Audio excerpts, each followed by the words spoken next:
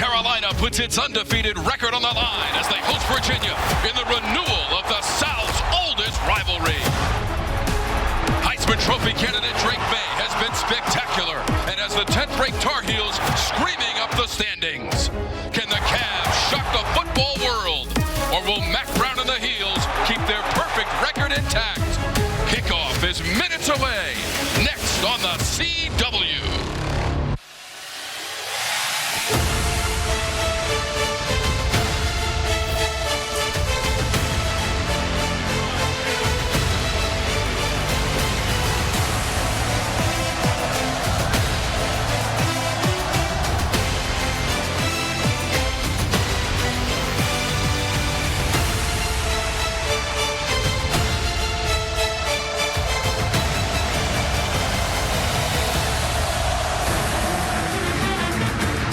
ACC football on the CW is presented by Verizon. My plan, the plan for fans. Chapel Hill, North Carolina, the site of our game tonight as longtime ACC rivals collide. Mac Brown's North Carolina Tar Heels hosting the Cavaliers from Virginia. North Carolina trying to stay perfect. Nothing can be finer than being in Carolina on the CW, baby. Let's go Heels!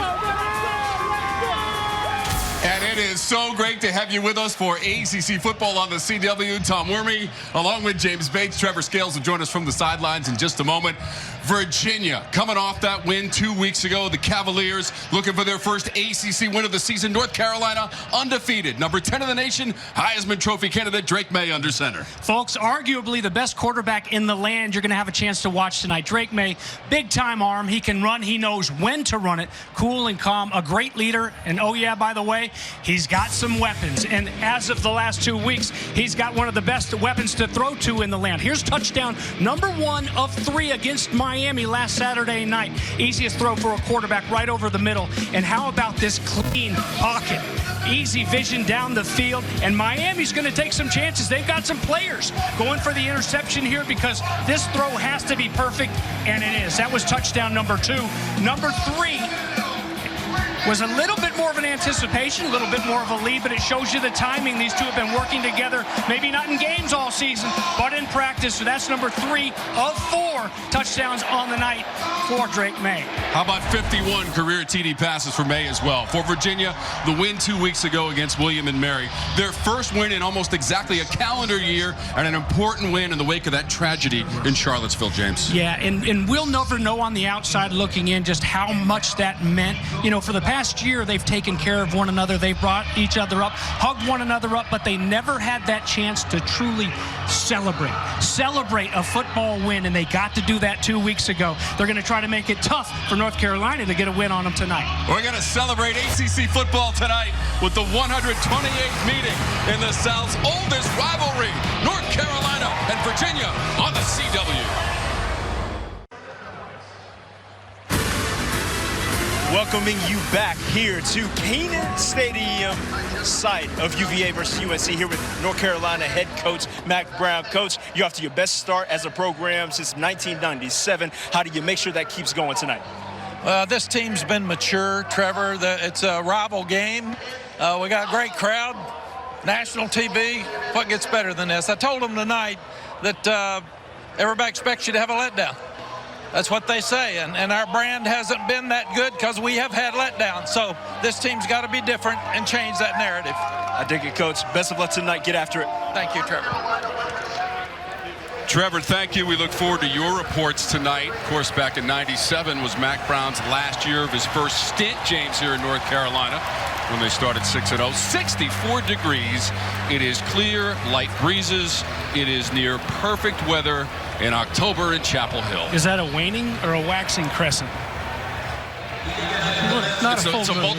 Multiple choice? I don't know. There's the moon. And Tony Elliott, you know, it's funny. He had the exact same words that he said to his team this week. He told us on our Zoom call earlier this week.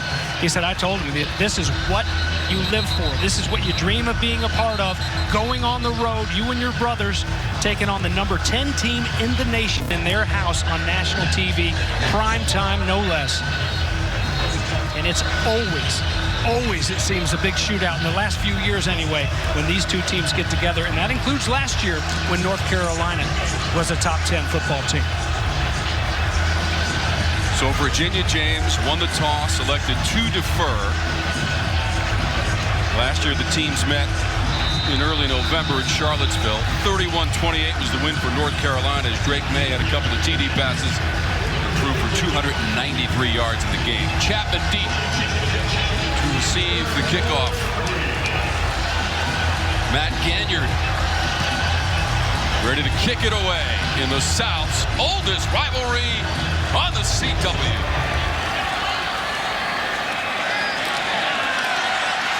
Chapman stumbles and regathers, but close to the 25. A flag came out behind the play.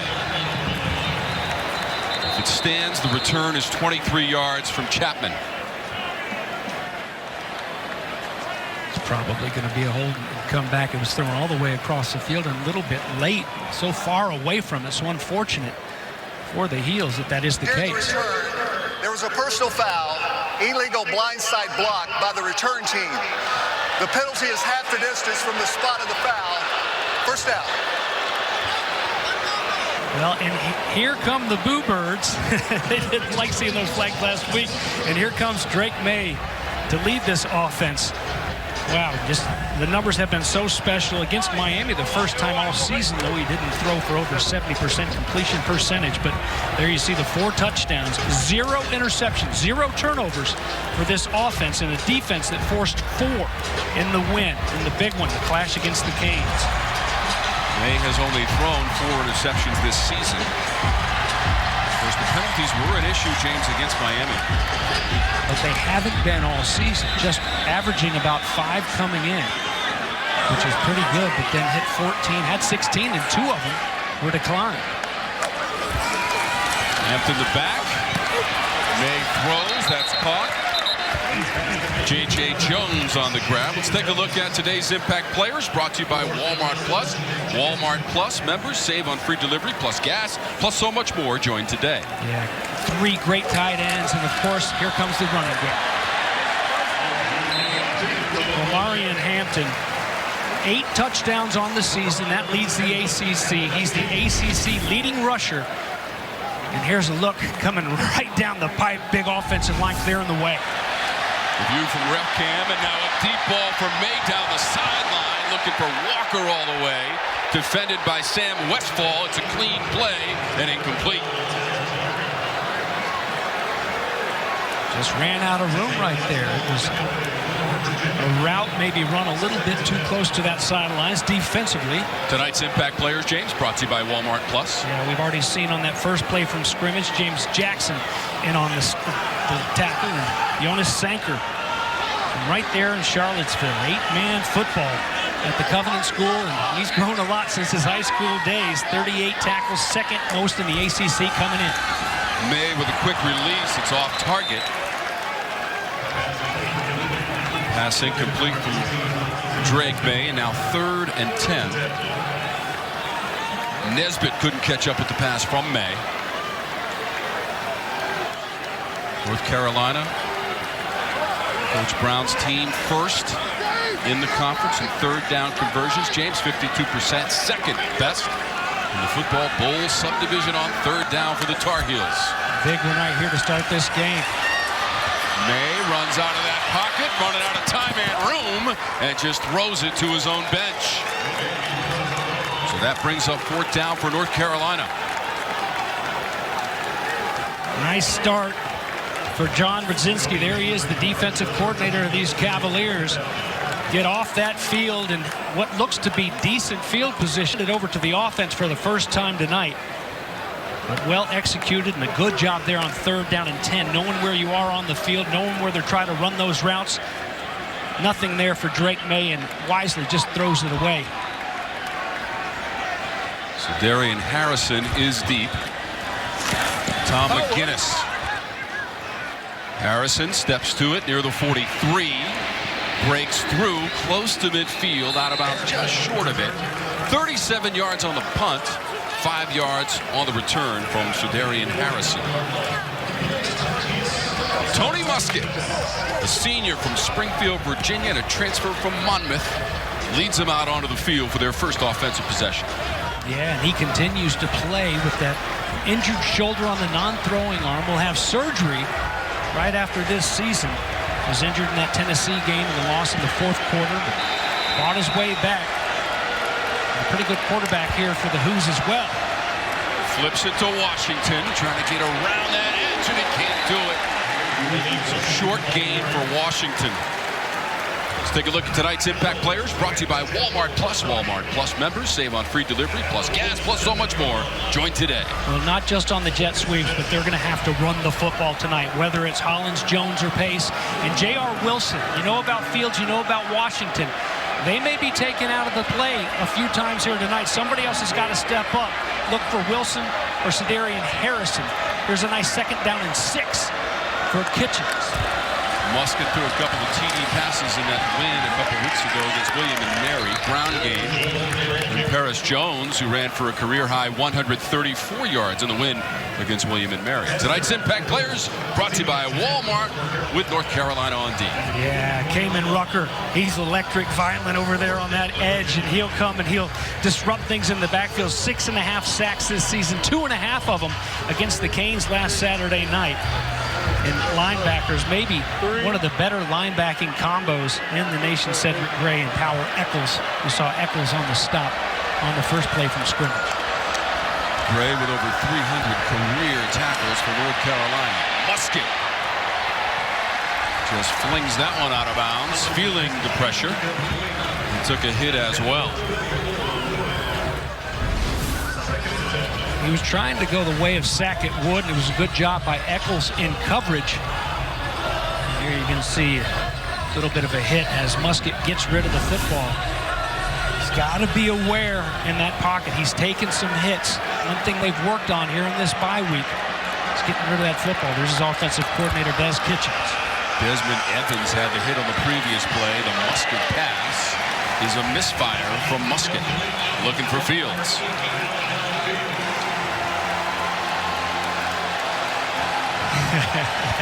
Big Miles Murphy with that big 8. And on the golf course, they draw that 8 and they call it a snowman. Miles Murphy, he looks like a snowman in that suit. You don't want those on the golf course. And you also don't want these on the football field. 3rd down and longs. 22 sacks given up by this offense. 14 of those 22 sacks have been on 3rd down. Just 35% in the situation for the season for Virginia. That might be a little bit short, a couple of yards short of the run by Hollins of 8 yards. James, that 35% is 12th in the conference. View from referee cam. Well, they got him in coverage here, and a great look from that ref cam, and they're keeping him out there. Nothing to lose. Coming off your first win of the season, 5-1 on the road, top 10 team. Heck yeah, leaving him out there and see if you can stay on the field and go try to draw first blood. They need 2. Virginia, 4 of 8 this season on 4th down. It's 4th and 3 for the Cavaliers. Muskett, open man and caught. Sackett Wood down the sideline. And he's cut down near the 10. James, they got 22 yards on the play, converting on 4th down. Heck of a play call. You actually see this play a lot on the other side of the ball. North Carolina loves to run this with their tight ends and bring them out of there after the fake, the play action to the back. Everybody thinking it's going to be a hard-fought try at 2 yards. Instead, they slip out. Sackett Wood. And it's a 1st down near the 10-yard line. Sackett Wood had 6 catches, 94 yards a year ago against North Carolina. They're going to run it with Hollins. Makes the move at the 5, and Hollins takes it to the end zone for Virginia.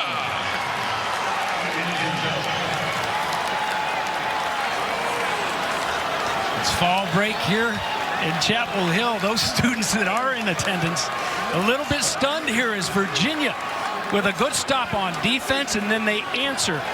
Go right down, convert on a 4th down, and punch it in with big Mike Hollins. 11-yard TD run for Hollins. Will Bettridge for the extra point. And the first points allowed at home in the first quarter this season, James, by North Carolina. It's 7-0. Credit number 7, but also that big who offensive line. That's what you dream about, playing a top 10 team in prime time, you know? Hey, let's go. You ready to? You ready to? You ready? Let's go. Let's go. Let's go. It's what you do it for. Nights like this, it's why you work. Best in the league, right? Hey, you know what you got to do, right? You got to show it against the best in the league, right? Hey, the big-time players show up in big-time games. Yep. Well, Tony Elliott's team certainly showed up on their opening drive, James. Second rushing touchdown of the season. Mike Hollins to the end zone from 11 yards out to give Virginia the 7-0 lead in the first quarter.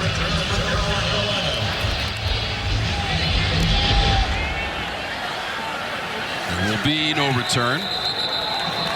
Chapman watches it sail through the back of the end zone. And you heard Coach Elliott, James, this is what you dream about. And that's a dream start for Virginia.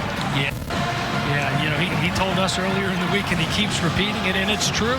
You know, sometimes you get inside that bubble, and it's funny that Mac Brown said the exact same thing to Trevor. You get inside, and it's practice, it's meetings, it's classes, it's more meetings, it's more practice, it's lifting weights.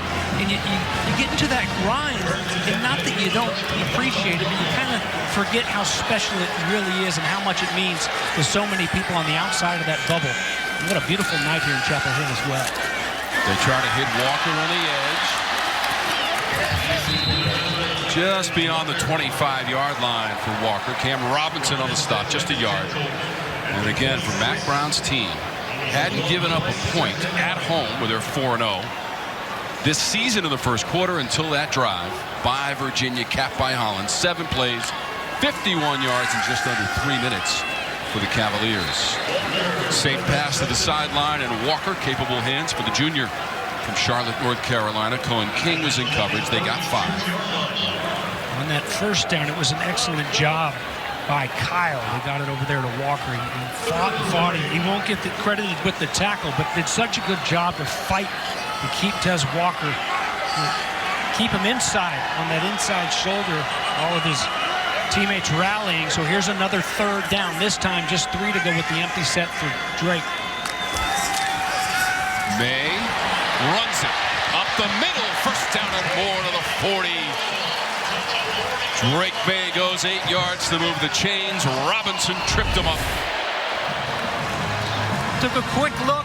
This is what he's so good at and so dangerous at. You got to stay in those rush lanes, and even when you do, sometimes he'll hurt you sliding in for a first down. Up the middle once again.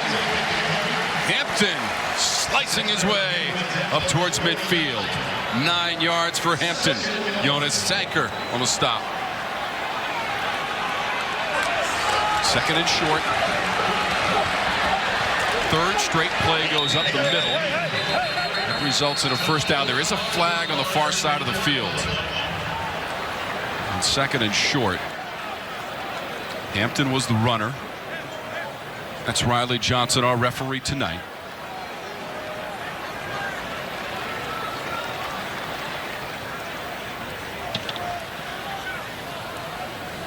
Initially pointing in the direction of Virginia. Illegal substitution, 12 men on defense during that play. Penalties decline, results of the play, first out. That's one thing that cannot happen with Tony Elliott's team. They can't turn the football over tonight, and they cannot give freebies to this Carolina football team. There's a flea flick. Little trick play.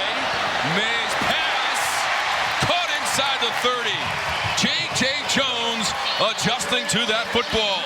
Another first down. May to Brooks. Tossed it back to May to Jones for 18 yards. Tempo from Carolina. Modest gain, if at all, from Brooks.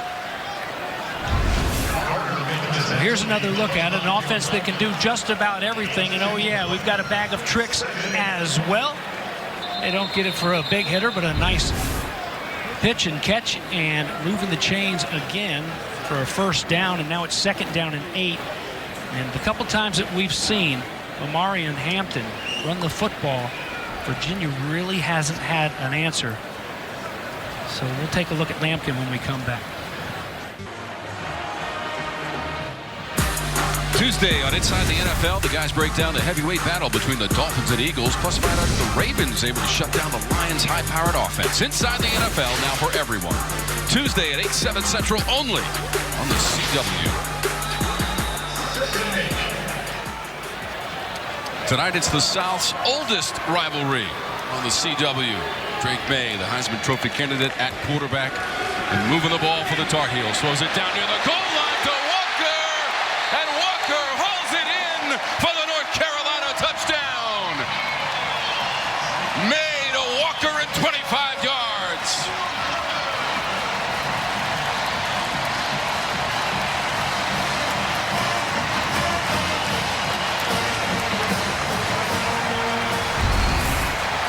Tom, 9's just a game changer. Good clean pocket again for Drake May. And I mean, look at the coverage.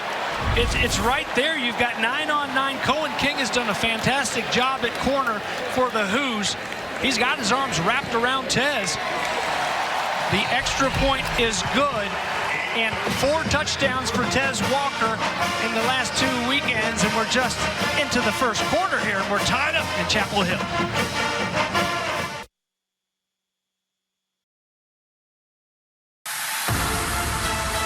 ACC football on the CW is brought to you by Verizon.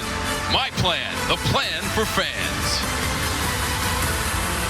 Virginia going wild back at 86.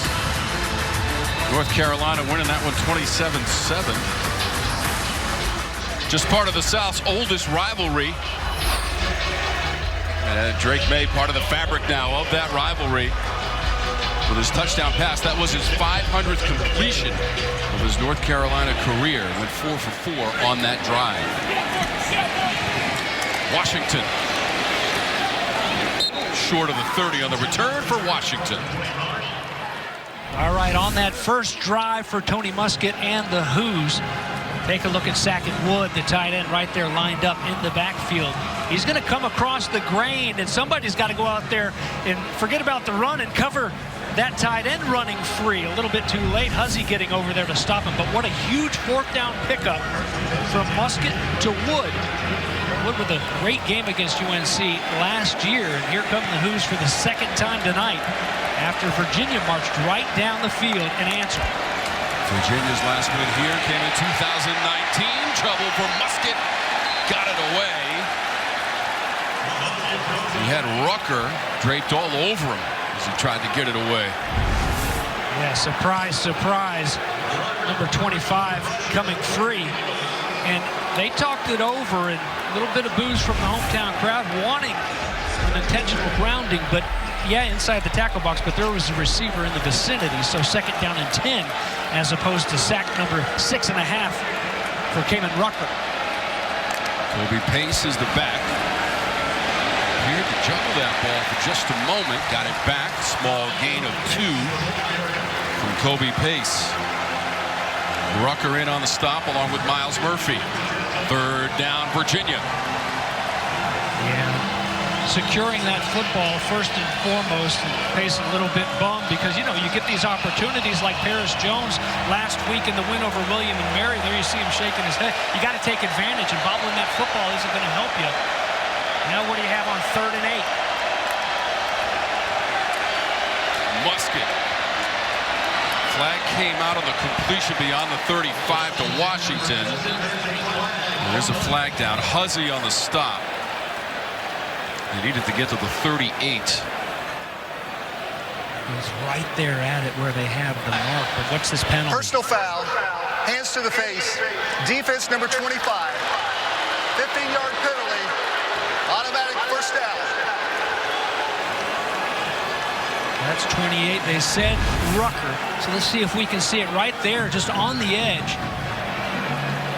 And that left hand comes up under that chin, right there in front of the official. And these penalties that have stayed away for UNC, they reared their ugly head.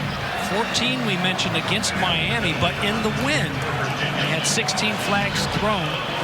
2 were declined, and that one was going to be close. There you see the 147 yards. The mark was very close there on the spot with Washington. But the penalty will help move that football across midfield. 32 straight games with a reception for Washington. Skip dances. He got spun. He threw it out of bounds. Now they really want that grounding. It was Rucker again, James. Had him around the waist. They'll talk it over again. Was he outside the tackle box? Because there wasn't anybody there, and this is just too long to develop. It says a lot about that secondary. Rucker has him dead to rights. He might have even been down with the knee there. Let's see if we can see. Spot foul. Also lost him down. Second down. There you have it. Virginia gets the penalty for the grounding. Rucker so far has been a problem up against that Cavalier defense. Just ask Jerkovic a bit. Rucker had a sack on him. It was for minus 21 yards. Rucker with those 6.5 sacks, James, tied for second in the ACC. Yeah, it's been fun to watch this year. Here's the quick pitch. Pace. Big collision at the 45. Pace ran into Power Eccles. 6 yards. Rocked his world a little bit there. Tough, though, staying in the ball game. Yeah, he felt the power right there, didn't he? Eccles came over and stood him right up. Eccles 30 tackles coming in. Added a couple more already early in this game. Here's a 3rd down and 7. Again, this is when the sacks have been piling on a team that's had 22 against them this season. Musket through the progression. Steps up, trying to go underneath. And it's incomplete. Looking for second Wood. Musket and Wood combined on that 4th down play on the first scoring drive by Virginia. Not this time. Gainer broke it up. Tallahassee kid right there. Childs High School, started at FSU in a smart play. How many times we see guys just can't help themselves to just level a guy when he's coming across there with his head down.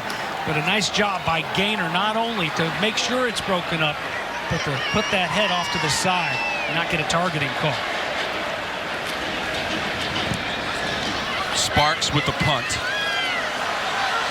It's going to bounce inside the 10. A nice Virginia bounce straight up in the air and down near the 5. As Cam Robinson got down there on special teams. And that punt was 40 yards from Daniel Sparks. So a big field in front of Drake May. Let's take another look at that touchdown, the first one of the night for Carolina. And again, that pocket. I mean, this might as well be those shots we were showing you off the top of the show against Miami. Offensive line keeping their quarterback clean. And talking about clean, Devontae Walker. I mean, talking about the energy that he has put in this building here on this football team. Beautiful throw and a beautiful catch. Walker, the transfer from Kent State, for a couple of years in that program. He is the intended target. It's well out of bounds. Cohen King was all over Walker on that first down play.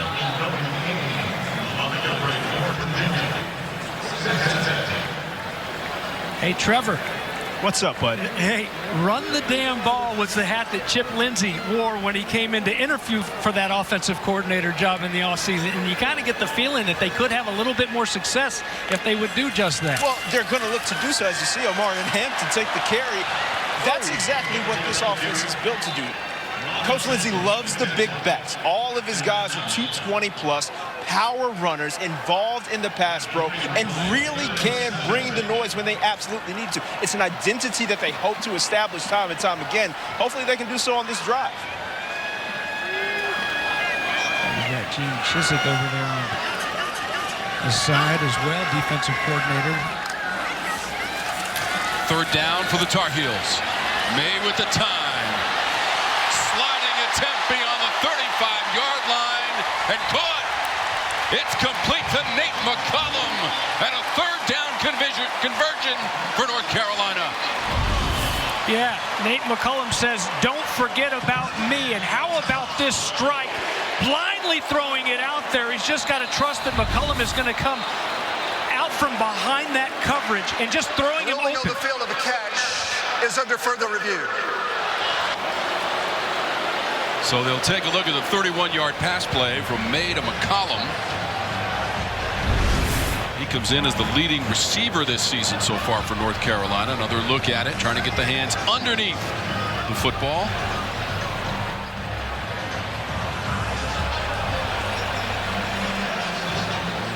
I didn't realize it was that interesting. Oh, wow. My goodness. All right, so remember, this is ruled a catch on the field as we take a look at these shots here. Fantastic replays from our production crew. Give you a field level look at it. Did he get the left hand underneath the ball, James, while it was behind his thigh? Well, that shot right there showed the tip of the ball hitting the ground.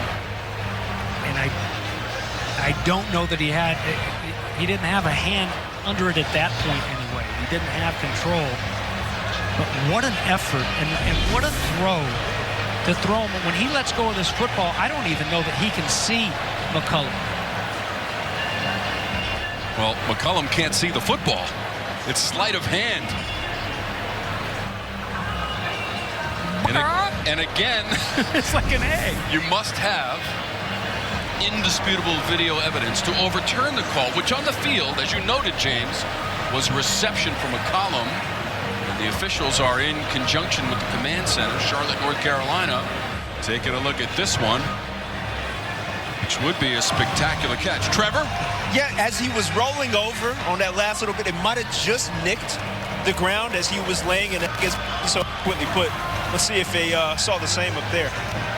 Trevor, we also saw that left hand try to get underneath the football. It was a heck of an effort, a contortionist effort, if you will, just trying to wrap everything up.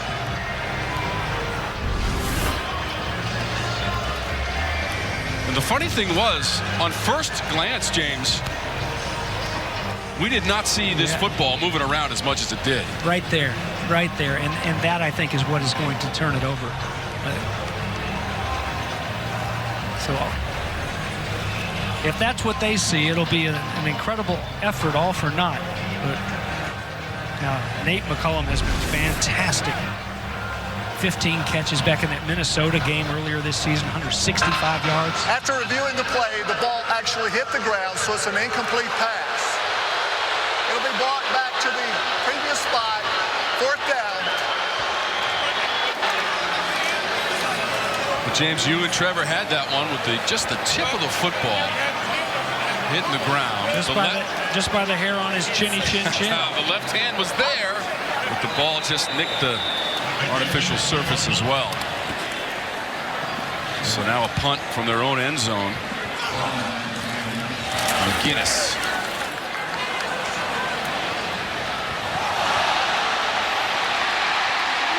It looked like a couple of Virginia players got tangled up, and then North Carolina was able to down it. So the punt, 38 yards from McGinnis. So that's Harrison. Collides with a teammate. Ball, fortunately for Virginia, just goes straight up. Gosh, Nesbitt,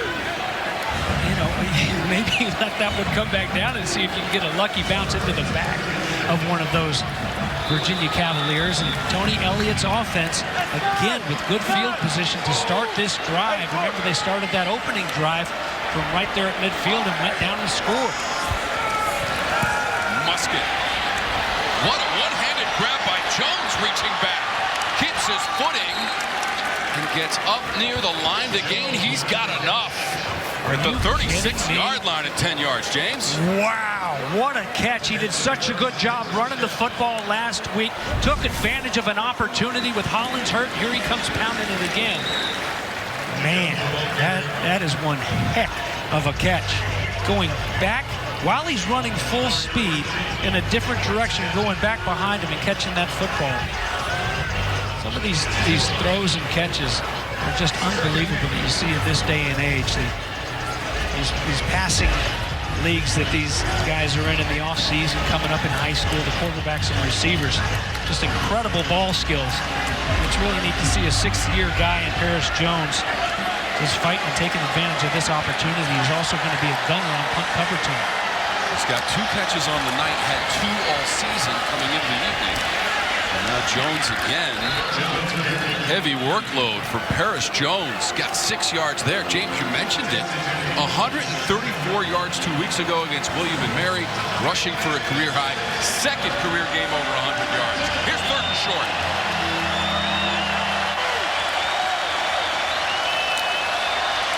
For 3 on 3rd down. Musket still has it. He got hit right at the 26. That was the line to gain by Will Hardy. This could be awfully close. Great job by Hardy in open field. Just a nice, solid open field tackle. And Musket, he's not super elusive in the open, but he's got to give a little bit more shake than this. He's coming out of that cut, and I don't even know that he saw Hardy. And a nice stop. He's short. It's 4th down and short. So once again, the Who's are going for it. They already have that 4th down conversion. It was an excellent call that time by the coordinator, Des Kitchings. Let's see what he's got for him on 4th and what looks to be less than a yard.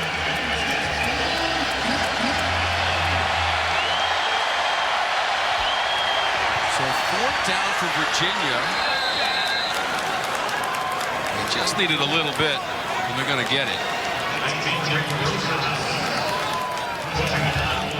So Brosterhouse came in, James, for the short yardage situation. Check out this shot. Wow, what a cool shot right there from the umps cam. Our referee camera. And there you see that push. Mark Wilson is the umpire tonight. Thank you very much, sir. Getting some great shots for us. So Brosterhouse gets that short yardage. 2 for 2 on 4th down. Musket fakes the toss. Throws it to the 5. That's Sackett Wood. He's got it. Oh, another clutch grab from Wood. It's inside the 5. Mark him at the 3. Power Eccles has been good against the run and in coverage as well. Here they try to go a little out and up on him, a wheel route. Eccles is right there, but it's just a perfect throw and catch. Virginia trying to get it to the house. 2nd ever. Mike Hollins. Hollins bashing his way to the end zone for his 2nd rushing touchdown of the game from 3 yards out.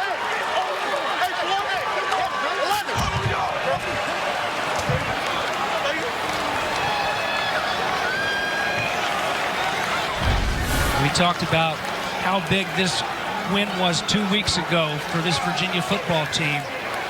The brothers that they lost, and there's a brother right there who provides inspiration, whether he's carrying the football or not, because he was one that was injured with him. And what an inspiration for all of us. And Mike Hollins in the end zone for the 2nd time tonight, and the Who's retake the lead. So Hollins had 1 rushing touchdown all season. He's got 2 tonight against the Tar Heels. Okay, I want to monitor, guys, for the rest of this season. If we're going to have the ref cams here on the CW, I want to monitor up here in the booth, and that's all I get to see. Man, that makes me feel like I'm back, a long time ago. I'm really old now, so I couldn't play it, but a virtual reality almost from a linebacker's lens. Man, that's such a cool shot. You see Hollins at Baton Rouge University Laboratory School. Hollins actually lost about 30 pounds after he was injured in the shooting. He was at about 208 at that point, lost about 30 and gained it all back. It's good to see him back out there. 82 and 29. Culver is deep for the Ganyard kickoff. Ganyard, the oldest player in college football, 34 years old as he kicks it away. Fair catch, Carolina. Everyone at home, are you watching F-Boy Island? Well, the answer should be F yeah. Watch an all-new season of F-Boy Island on the CW Mondays at 8, 7 Central. Stream free the next day on the CW app. Season 3 has started, by the way.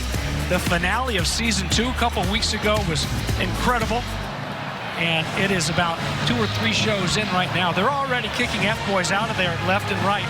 Nice guys sticking around. They kicked a couple F-boys off, so make sure you're checking it out on the CW when you're not watching us call these great football games. Fantastic promotion from Bates.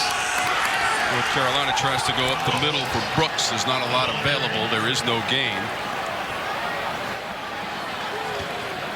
So Drake May, speaking of nice guys, 5 of 10, 55 yards, and the TD pass to Tez Walker of 25 yards. His coaches talk so glowingly about this young man. His sophomore season. Gotcha.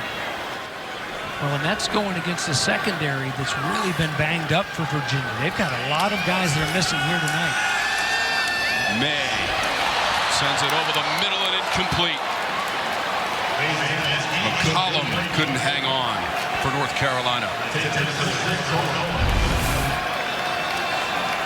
Here's a look at McCollum, and they're at the top of your screen and just thrown a little bit behind him, and that's a ball that number 6 can catch. It's not a perfectly thrown football, but he can hang on to that one usually.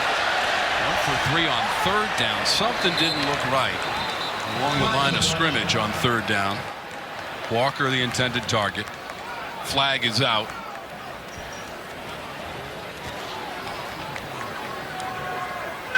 Offside, defense number 94. 5-yard penalty, 3rd down.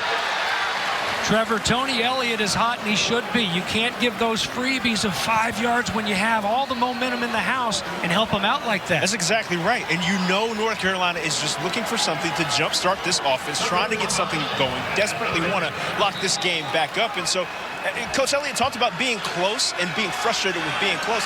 Those are the things that help you close the deal. Right, and they've been close in a few of these losses, just 1 and 5 coming in. May got it away.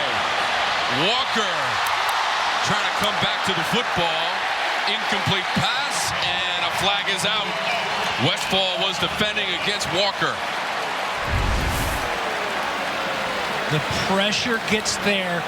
Just enough pressure coming up the middle from Faumui.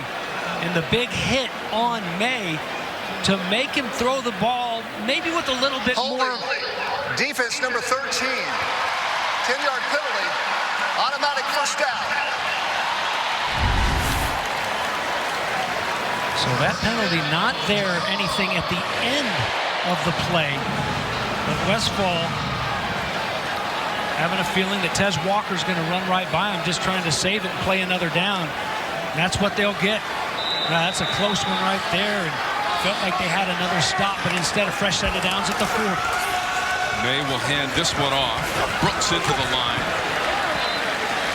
Falls forward up near the 44-yard line, and 5 yards for British Brooks, graduate student, Gastonia, North Carolina. And Ashbrook High School, where James Worthy went to school. May. Incomplete pass. Might have been a little bit behind McCollum, James. Yeah, that's back-to-back tries at McCollum. Nice protection again, and that one a little bit high and hard for McCollum. Incomplete, so a 3rd down and 5 once again as McCollum gets a little breather here on the sidelines. So again, 1 for 3. And 3rd down attempts in the game for North Carolina. They lead the league in this category. Edges will bend. Pass is batted down on 3rd down. Faumui. So after he jumped, James, and the penalty against him, he pressures the quarterback and then knocks one down on 3rd down for Virginia. Faumui is fun to watch. He's very precise, great with his hands. Not just knocking down footballs, but great with his hands. You have to have great hands to be a good, solid defensive lineman. In the 6th year, player Aaron Faumui bats it down, and you got to be careful here. You see Tony Elliott and his staff waving their hands. That's a safe defense. You got to take it easy right here and make sure they don't pull a fake on. So May is now 5 of 13 through the air. And 4 of those completions came on the scoring drive as that one rolls to the sideline up near the 22 or 23-yard line. Punt was 37 yards from Tom McGinnis. That's on the North Carolina defense if you need it. And he's talking it over with James Jackson, the leader there in the middle. And just got to be smarter than that. Mac Brown as well over on the other side. He said he's talking it over with McGinnis, his punter. And remember, Ben Kiernan out for the season. Their usual punter, the graduate student from Dublin, Ireland, injured his knee. It was a big hit as he was on a punt block against Syracuse over on the sidelines. He took a big hit. So it would be McGinnis the rest of the way, an injured kicker as well. Something Mac Brown has never had either of in all of his years of coaching. Just 33 seconds to go in our first quarter. Musket up beyond the 40 in the diving attempt by Malik Washington.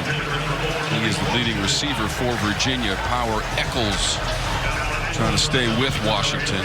It's been tough to do for defenders. Started the night with 44 catches, averaging over 15 yards per catch for Washington.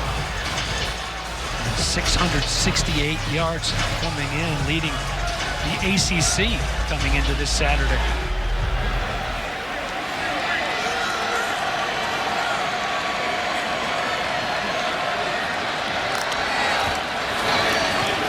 Musket tosses it out to Pace. He hits some contact at the 25-yard line. Cedric Gray makes the tackle. 2 yards for Virginia on what could be the final play of the first quarter. How about that angle, Cedric Gray? Some of that Bobby Boucher tackling fuel. How about this, too? Not only the first time trailing after the first quarter this season, this is the first time they've been scored on here in Chapel Hill in the first quarter this season.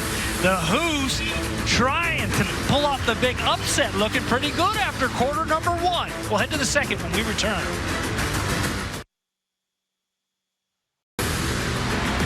ACC football on the CW is presented by Verizon. What a first quarter, especially if you're a Virginia fan. There are the numbers from the first 15 minutes. Virginia got that fourth down on its scoring drive, 22-yard pass play. Musket to Wood. Here they are, 3rd and 8. Trying to go to the North Carolina sideline. That's going to be short of the marker by a few yards. A 5-yard pass play to Washington. Marcus Allen tackled him out of bounds. 4th down, Cavaliers. Good job there by Allen, knowing where he is on the field, knowing where those sticks are. Most importantly, the line to gain, and a couple yards shy, and right at their own 30, the -30. This won't be a 4th down. They'll go for it, even though they're 2 for 2 on 4th down tries here in this game. Huzzy is the deep man. Sparks just got it away. Takes a funny bounce sideways out near the 20-yard line. 44 yards on the punt for Daniel Sparks. From the #1 New York Times best-selling author comes Sullivan's Crossing. This brand new CW original series stars Morgan Cohen alongside Chad Michael Murray and Scott Patterson in their return to the CW. Watch Sullivan's Crossing every Wednesday, 8/7 Central, only on the CW. Chad Michael Murray, One Tree Hill fame, back on the CW. Not to be confused with Chaz Michael Michaels, the great figure skater. Check out Sullivan's Crossing. Check out ACC football and the South's oldest rivalry. Room to run for Hampton. And physical play on that sideline. Jonas Sanker rode him out. Not before a first down from Hampton. He got 12 on the run. Yeah, I think you need to see a heavy dose of that here for the rest of this football game. And that back and forth game last year was so close. It was the running that took over in the second half. And here they go back-to-back plays on the ground to Hampton. A first down pickup on the first carry. And Mac Brown wants a face mask on that second Hampton run right here at the end of that play. Right there. It's Deotta James, 18 for Virginia. It'll go unflagged. 2nd and 5. Hampton who ran for 197 yards against Miami. Down the sideline, open man. To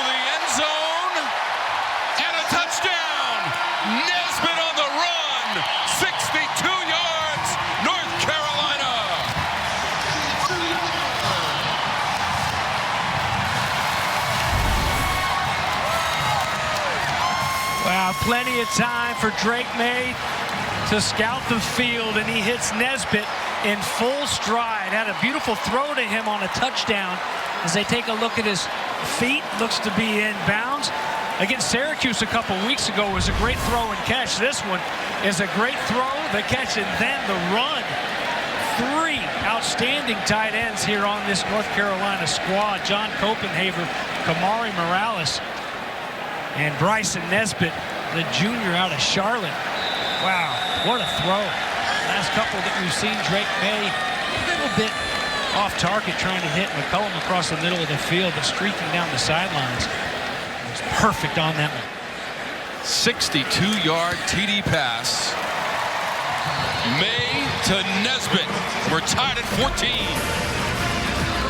Coming right at you, we've seen the ump cam, and here comes the pylon cam, and the heels have tied it at 14.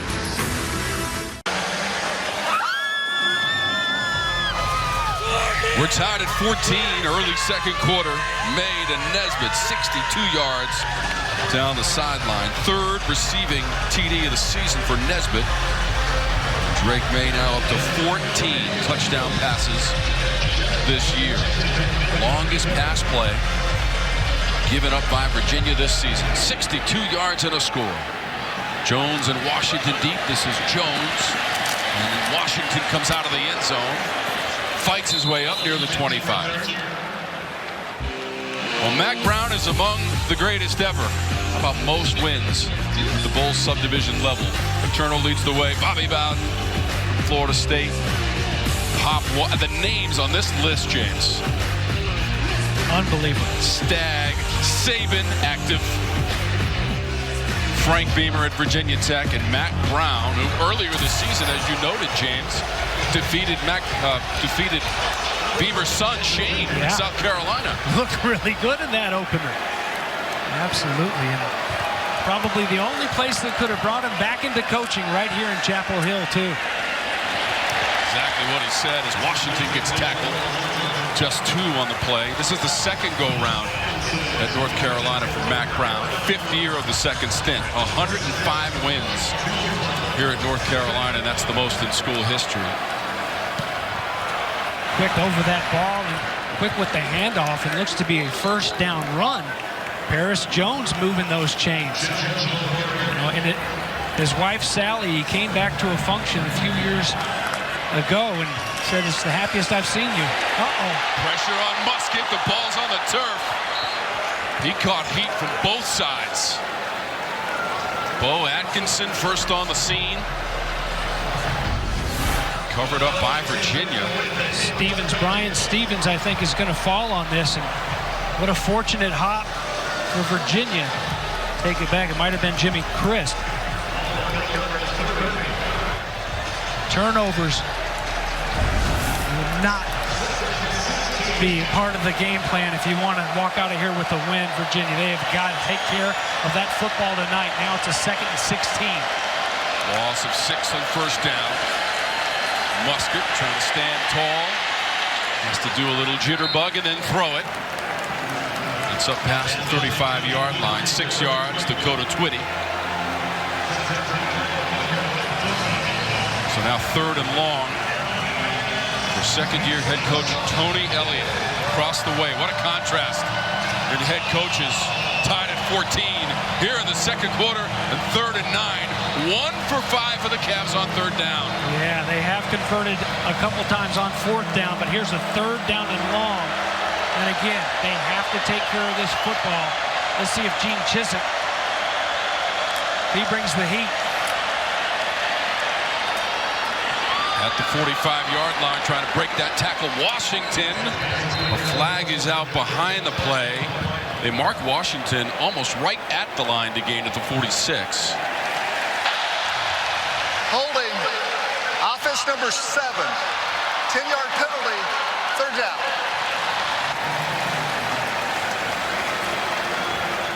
So they caught Mike Hollins on the play, 7. There he is, Hollins, who usually does a pretty good job against those blitzers, and they've got some linebackers coming from off right there, just so tough to deal with. And Hollins trying to save his quarterback. has no choice but to hold on tight. So instead, what was going to be an interesting measurement is a 3rd down and 19. So much of that pass, bro, as a running back, is getting up there and getting to the point of attack. And sometimes you got to make sure you lock in before you start reaching and get out of position. Trevor, 4 receivers set for Virginia. They're going to run it with Hollins. Conservative play call on 3rd and 19. Hollins, who's got 2 rushing TDs in the game, got 7. That'll bring up 4th down for the Cavaliers. Gainer on the stop. Yeah, and watch big Miles Murphy get up and go. I mean, for a big man, 310-pounder, and he can move and cover some ground. Almost look like a linebacker heading over there trying to help out. Tamari Fox in there as well. So a nice stop there for Gene Chiswick's defense. Sparks back out there to punt. He booms this one inside the 15. Huzzy watches it bounce inside the 10. Takes inside the 5. It takes a sideways roll and out of bounds. Near the 6-yard line for Daniel Sparks, the senior. 61 yards on the punt, trying to pin the Eels. I mean, a boomer, and the spin is going to take it right out of bounds. So a long way to go. ACC football on the CW is brought to you by Verizon. My Plan, the plan for fans. Part of this rivalry, Virginia with the upset at home against number 6 North Carolina, which was driving late in the game. Virginia had an interception returned for a touchdown and took out the highly ranked Eels. Hampton beyond the 10. He got 4. North Carolina's average starting field position, James, in this first half, the 15-yard line, and the 3rd time starting inside their own 10 in this first half. Yeah, and speaking of averages, there's a guy in Hampton he's averaging about 6 yards a carry coming in. Jones is open. That's a 1st down for North Carolina. King forced him out. A couple quick strikes right there to get off from near your own goal line. Give yourself some padding, and back to the ground they go. 9 on the previous play, and that up to the 25-yard line. Hampton on the rush for 7.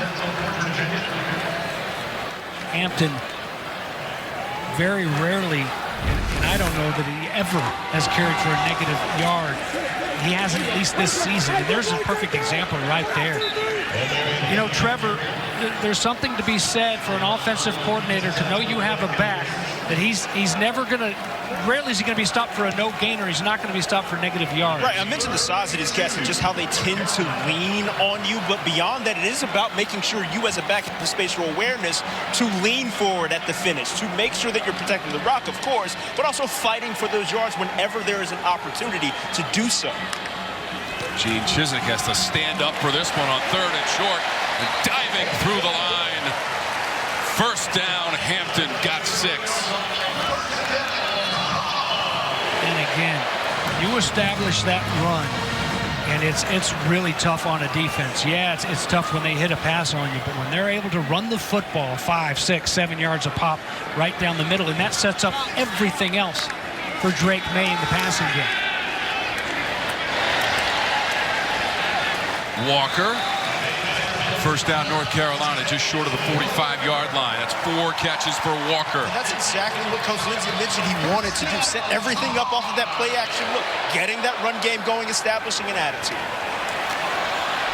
May, the deep ball is too far for everybody. He has hooked up with Walker for a touchdown of 25 yards. That was McCollum running down the sideline. The other TD pass, 62 yards to Nesbitt in this first half.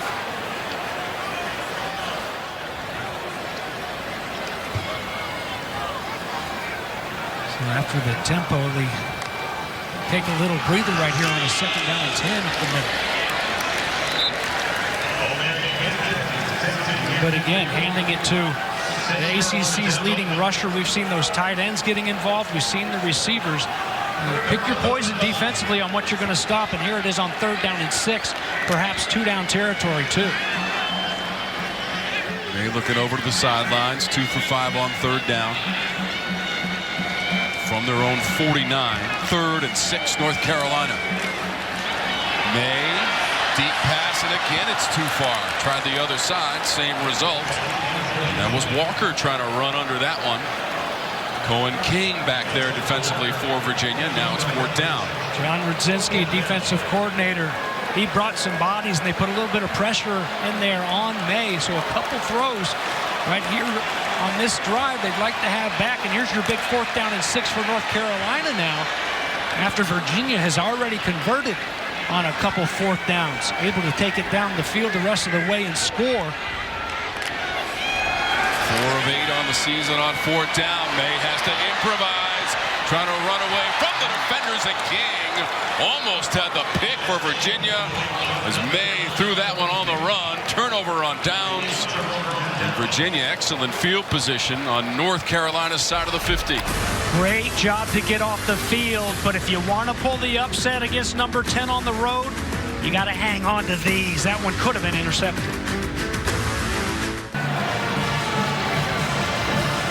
All tied at 14 here in the second quarter. 7:06 to go.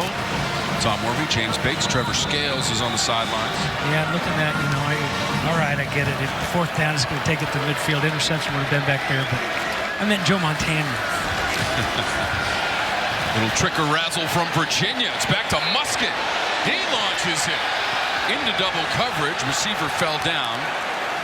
Looked like defenders and receiver got tangled up. Musket to Jones, back to Musket, and looking for Washington. Yeah, Tavon Holloway, great job. The freshman out of Virginia Beach, playing against some guys that he went to high school with and competed against in high school, but he's not fooled one bit. Right back there, the legs got tangled up, and after the big turnover on downs and after the break, Virginia tries to hit him with the big one, but they get nothing, so it's 2nd down and 10 from midfield. 8 of 14 and 81 yards. In the throw game for Musket, they'll go with Jones. He scampers out of bounds, not quite to the 40.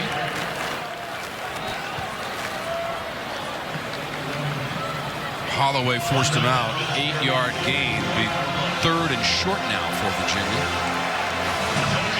What a big stop it was for that Virginia defense there on 4th down, too. After that 62-yard touchdown, and then getting out from their own goal line and marching it up to midfield. And here comes Jones. Wow, you got to keep feeding that hot hand. Mike Hollins has 2 touchdowns, but right at you is Jones. He's been fantastic in the run and pass game. Now they want to throw it down inside the 10. Malachi Fields, the intended receiver.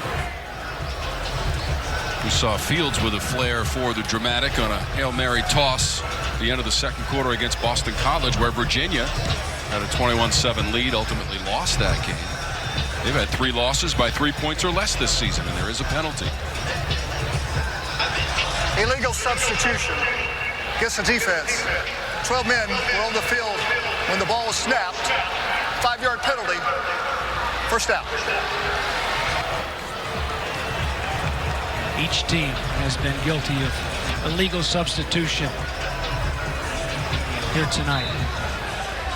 Mack Brown, the College Football Hall of Famer, as intense as ever. And James, we had that meeting yesterday with Coach Brown. Seemed a little more businesslike than usual, didn't he? Perhaps, but he's still one of the all-time best to sit with on a Friday afternoon. Oh, wow. He's a national champion as well. Musket decided to keep it. Not afraid to take on some contact. He's inside the 20, into the red zone with a 1st down for Tony Musket in Virginia. A little bit of gunpowder in that Musket on the ground. How about that? 1st down in the red zone. Trying to keep up the pace, and now a penalty marker comes out before the snap. Saw some Virginia players clapping after that call. See what Riley Johnson has to say about it. Offside, defense number 12. Jumping in the neutral zone, causing the offensive player to react. 5-yard penalty, 1st down.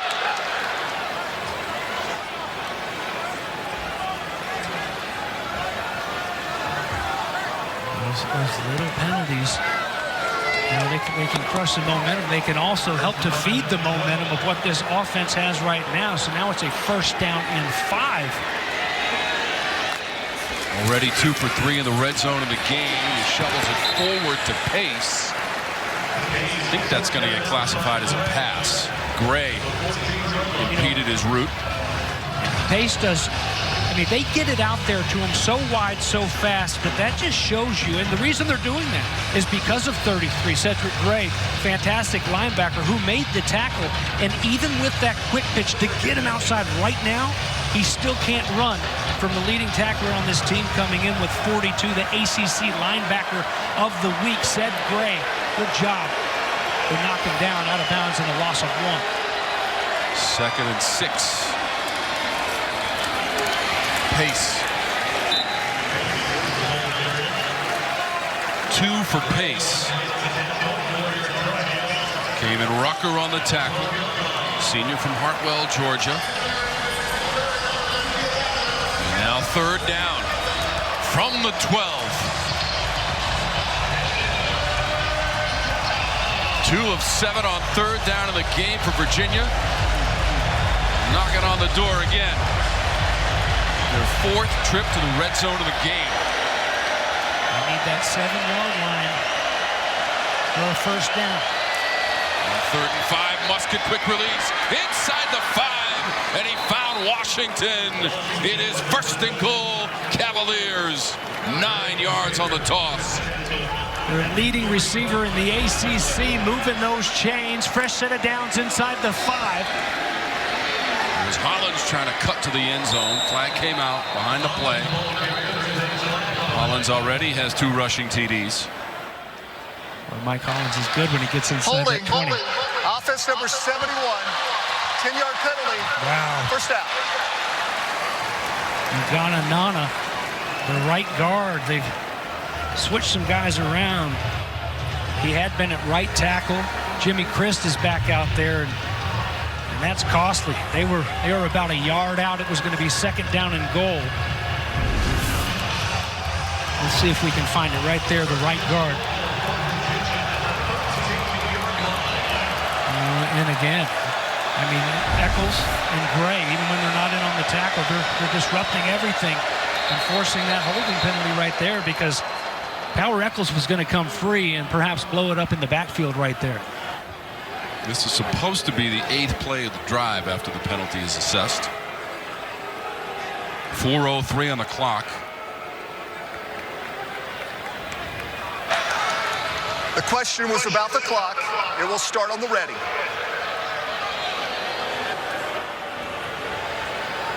Clarification from Riley Johnson. Des Kitchings is the 2nd-year offensive coordinator. Spent some time in the ACC, 8 years as an assistant at NC State. He was a great receiver in his college days at Furman. Gene Chiswick. He has a son that's playing some good ball for Furman right now. Gonna flip it to Washington. Trying to get around that edge at the 10. Carolina Blue roadblock for Washington. Got 3. Once again, will register as a pass for Musket. 2nd and goal now from the 10. Gene Chiswick won a national championship as the head coach at Auburn and was Mac Brown's defensive coordinator when he won that title at Texas.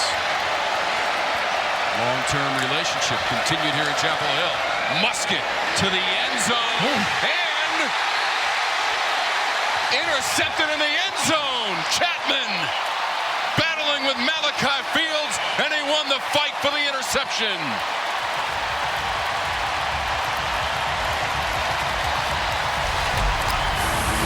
What a big-time stop. Man coverage, eyes on the ball, one-handed grab, and the heels stand.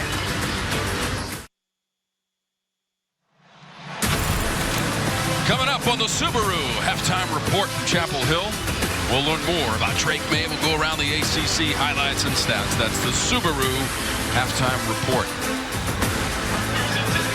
Drake May and his teammates helped on the defensive side of the football with the interception from Armani Chapman. 10th of the season for North Carolina, and that leads the ACC as a team defensively. Hampton on the run for 4. Good job penetration there by James Jackson, but one thing you can't do is just run through there recklessly. You got to set it right there and take on that blocker, not just trade off 1 for 1. And they'll start on the ground here. You saw what May has done so far in the game, James. 317 yards per game is his average. That's the best in the ACC. He's gone to 2,000 yards passing with his effort tonight. A couple of TD passes as well. 3rd and short now. Trying to pass forward, and he bounces it just beyond the 30. Looking for Copenhagen. Wow. Closest defender was Sanker, James. Well, got to send that punting unit in right here. Tony Elliott wants a punt safe again, so the incredible interception, one-handed grab in the end zone to turn away Virginia. 3 quick plays later, and UNC's got to punt it away. Remember, Virginia will get the kickoff to start the second half. And Virginia had gone 9 plays on that previous drive prior to the interception. But because of the defensive effort, they're going to get it right back. Tied with the number 10 team in the nation. Fair catch indication and made. Harrison has it for Virginia on the 39-yard punt with 4.16 seconds of hang time. So Muskett right back out there after the interception in the end zone. And it was a ball that was Chapman's all the way with such good coverage. Ball just kind of a little bit too low to give any sort of a chance to his receiver, one that he'd like to have back. And it was an impressive drive after the stop by the defense. 3 timeouts and plenty of time to march it right back down, though. That was the 3rd interception of the season for Muskett, who runs this one short of the 40. 4 yards for Muskett. And Tom, it was a performance against Miami. Big game last Saturday night. 0 turnovers for North Carolina, and they forced 4 from the Hurricanes. Done a great job intercepting passes this year. 9 coming in and 9 all of last year. That was Jones on the run.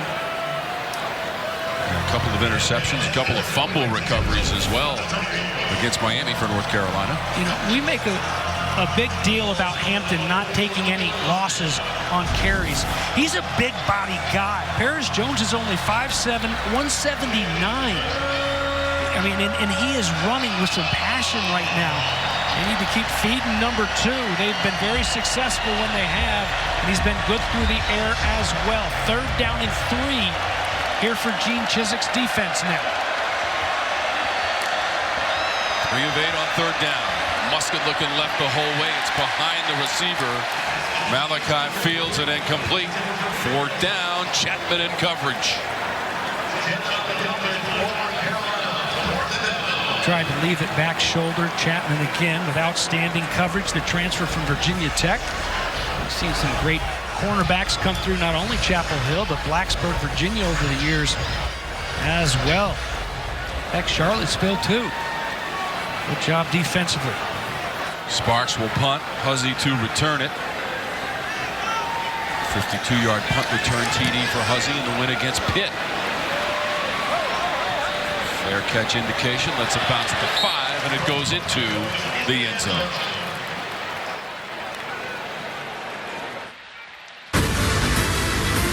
ACC football on the CW is brought to you by Progressive Insurance, the right call for your home and car. And Fresh Pet. It's not dog food, it's food food. We are tied at 14. Drake May leading the Tar Heels back out onto the field, undefeated, 6-0 on the season, 3-0 in conference play, 4-0 here in Chapel Hill and Keenan Memorial Stadium. This Virginia defense has done a good job of keeping the offensive players in front of them all season long. They gave up that 62-yarder on the touchdown pass earlier. They got to keep them in front. 62-yarder was to Nesbitt. The other TD pass was to Tez Walker, who has this one for 5 yards. It was a 25-yard touchdown play. And a little bit harder to come by. It's been an outstanding performance by a banged-up secondary, and they've done a good job of keeping Drake May running in check as well. May Just too far for the receiver. Had a couple of receivers in the same vicinity looking for McCollum, and Sanker in coverage for Virginia. 4 TD passes, a season high a week ago in the home win against Miami, 41-31 for May. And there have been a couple misses just where McCollum's had a step. 9 of 22 now for May, and here's a freebie. Should be an offsides and a free play. Back to the air, fight on the sideline, deflected away from Jones. Westfall back there with Jones. Penalty marker. Offside. Defense number 15. 5-yard penalty. 3rd down.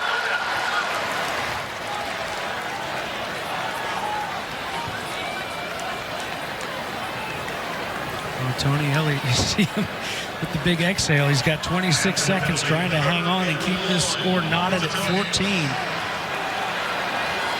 Knows how hard it is to win a football game, especially against a top 10 team. Hampton past the 30. He's got the first down.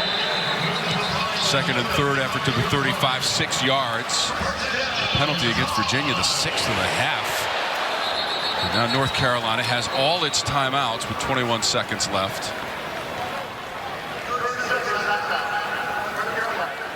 So North Carolina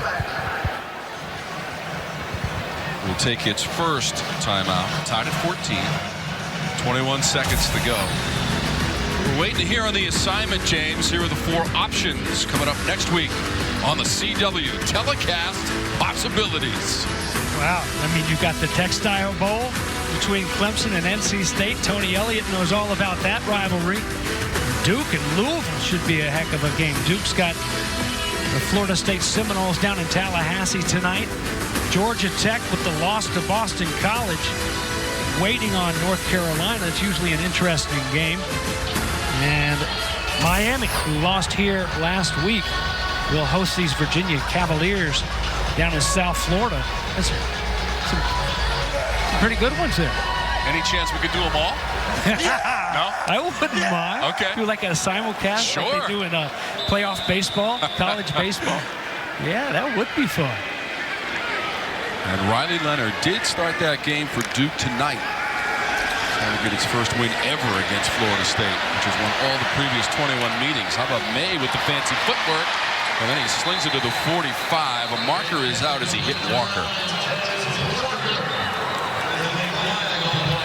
13 seconds left and a penalty marker. That's Ben Smiley slow to get up. In fact, he'll go down to one knee.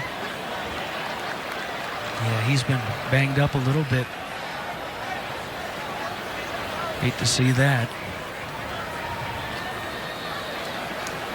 What was that? I didn't see where that flag was thrown. What part of the field? I never even saw it on the ground.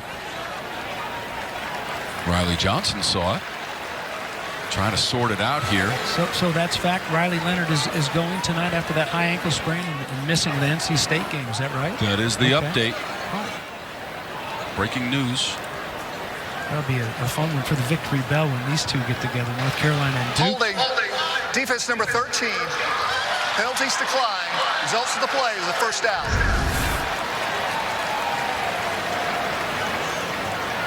Well, there you see it, Sam Westfall. If I'm even, I'm leaving. And he has to reach out there and grab J.J. Jones coming out of that break. That game for the Victory Bell, James, November 11th, right here in Chapel Hill against Duke. It's always fun, but this year, these two teams keep winning. A lot of meaning on that date between the two teams. At the 40, that's first down yardage. Tez Walker, 13 yards. How about 7 grabs in the first half for Walker? Had 6 a week ago for 132 yards and 3 receiving touchdowns. Had 6 in his first game against Syracuse as well. Just looking that football in and securing it. Nice big frame, 6'2", 200-pounder. Out of Charlotte's West Charlotte High School. Playing his 3rd game since being granted eligibility by the NCAA. Old teammate of mine, Mo Collins, He played at Florida, was a first rounder for the Raiders, was a head coach there at West Charlotte. And he passed. Big Mo, best smile on a guy you had ever seen. Here's a look at some of the travels of Tez Walker. Devontae Walker, that season at North Carolina Central was canceled. He transfers up to Kent State, where he had 12 starts at Kent State, all MAC in 2022. And, well, if you followed college football, you saw the roller coaster that they went through here in Chapel Hill at the beginning of this year. But Coach Mack Brown fighting for him extra hard. He said, hey, I treat all of these players like they're my own, and if that was my kid, I would have fought just like that. But squeaky wheel getting the grease, and they got one heck of a player out there. Clock is running down on North Carolina. That's complete near the 25-yard line. They're going to mark him out at the 26. They got 14 yards on the play to Walker. That's going to set up a field goal opportunity for Noah Burnett.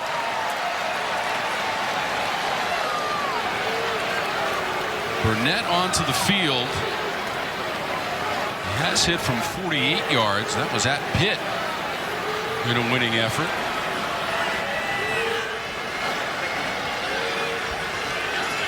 .25 of 31 for his career. And staring at a 43-yarder right now for Burnett to give the Heels the lead at halftime.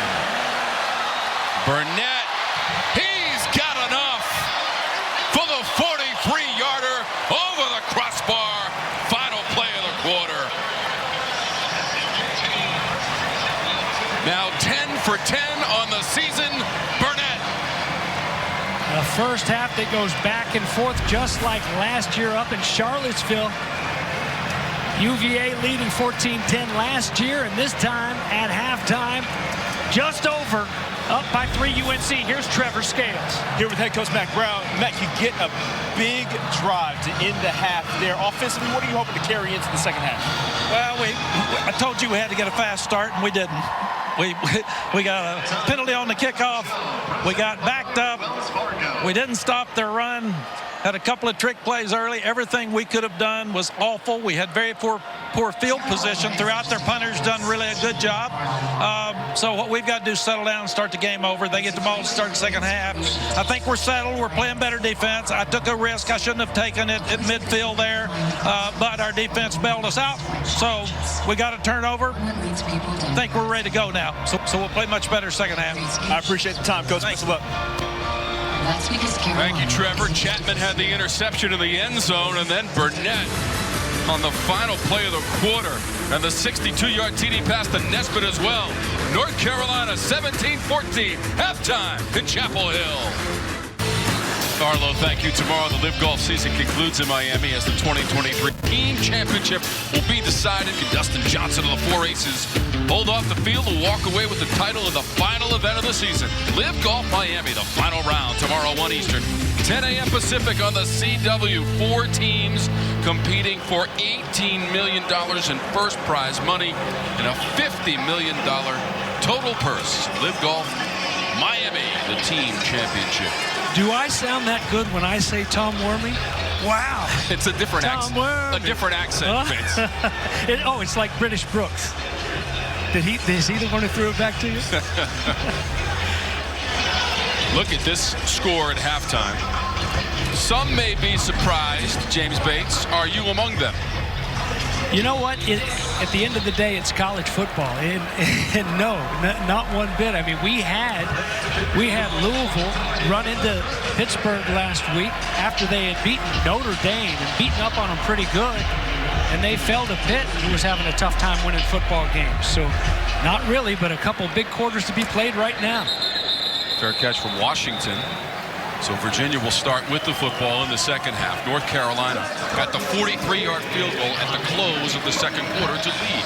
And you know what? I would go so far as maybe Mack Brown wouldn't be surprised, because he said he told us, he said, I put together all the upsets so far in college football of the undefeated teams, these teams that were supposed to go in and win each weekend, and I showed it to him. And the first one that I showed my team was Louisville falling to Pitt. And there you see him looking on his defense led by Gene Chiswick, the defensive coordinator, will be out there to start.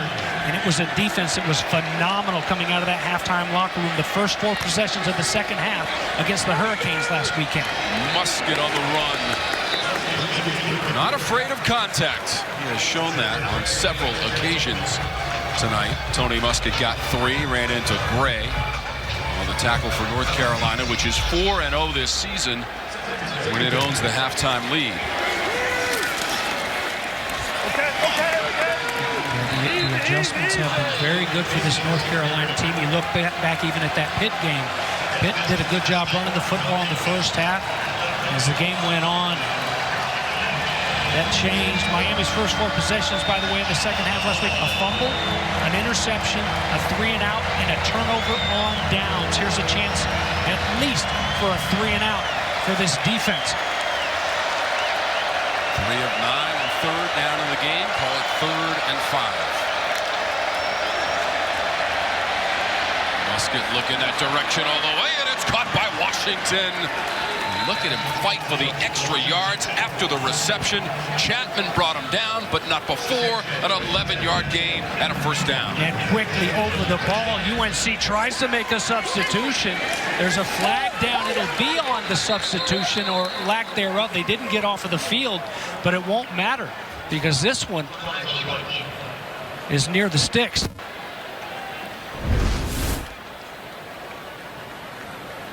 And there you see, there's the Tar Heel player. The ball will be snapped. Illegal right substitution on the defense.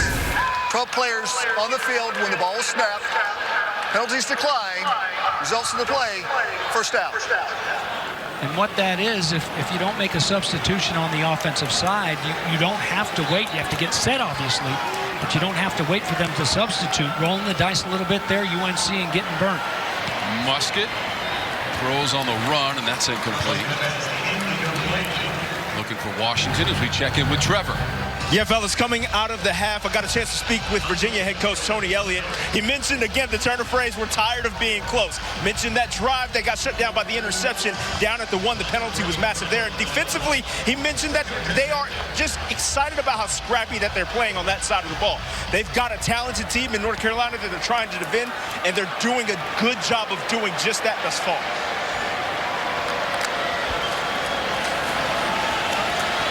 Virginia runs it with Hollins.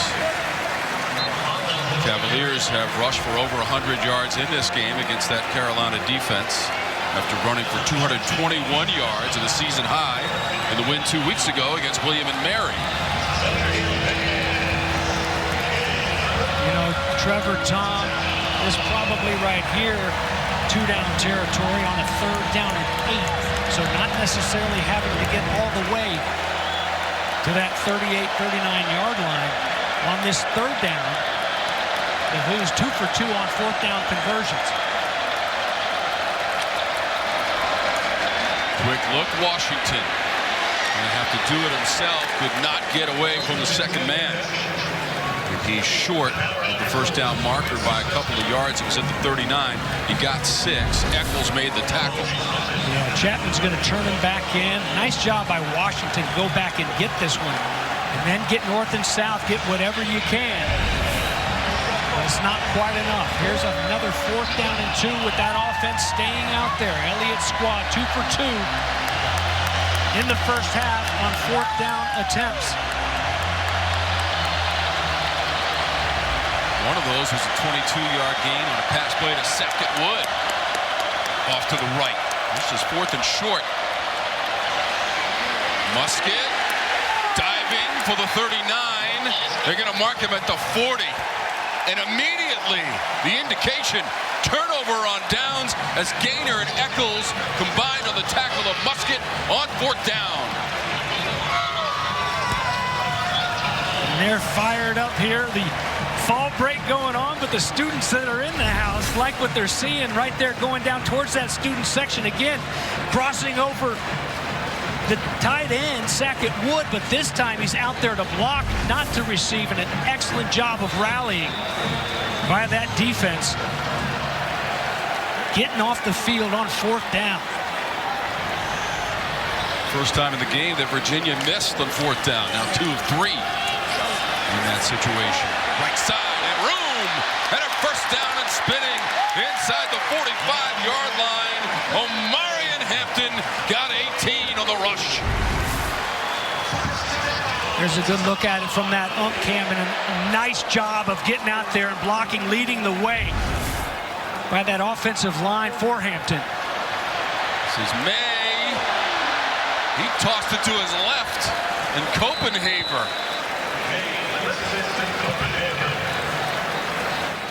I'm not sure that was the design of the play, James, but I think it was. It's a good-looking little play there. And, you know, Drake May, we've seen him get so crafty at times. We saw him in that game a few weeks ago against Pitt where he had to switch it over and throw it left-handed for a touchdown. And now May inside the 10. Broken up at the last second. Tavon Kyle came in to knock it away from Nate McCollum.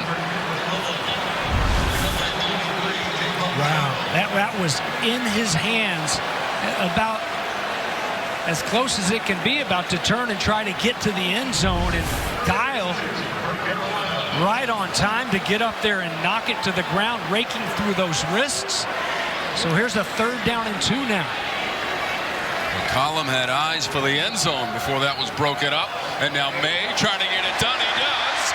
May stutter step inside the 25. And a first down, North Carolina. 10 yards on the run. Drake May, the sophomore.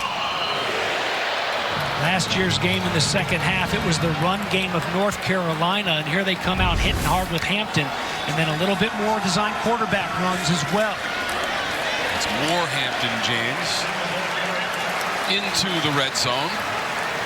Down to about the 15 or 16 or so. 8 yards for Hampton. We told you he ran for 197 yards against Miami. Not his career high. It was in the double overtime win against Appalachian State for Hampton, who ran for 234 yards. May. Nesbitt fighting his way, dragging Cavaliers with him. Inside the 5 for Nesbitt.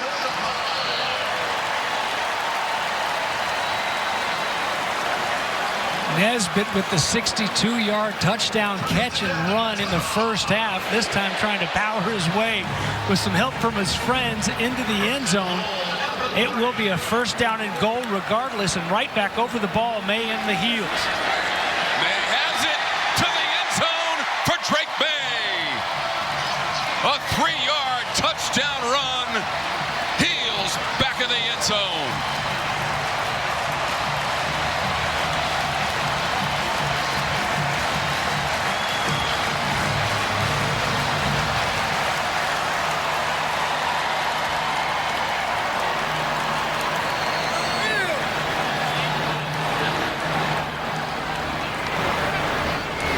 Burnett is in for the extra point.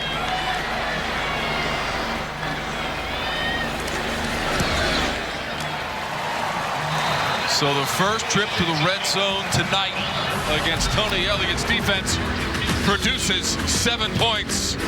May will do it himself into the end zone of the 10-point lead.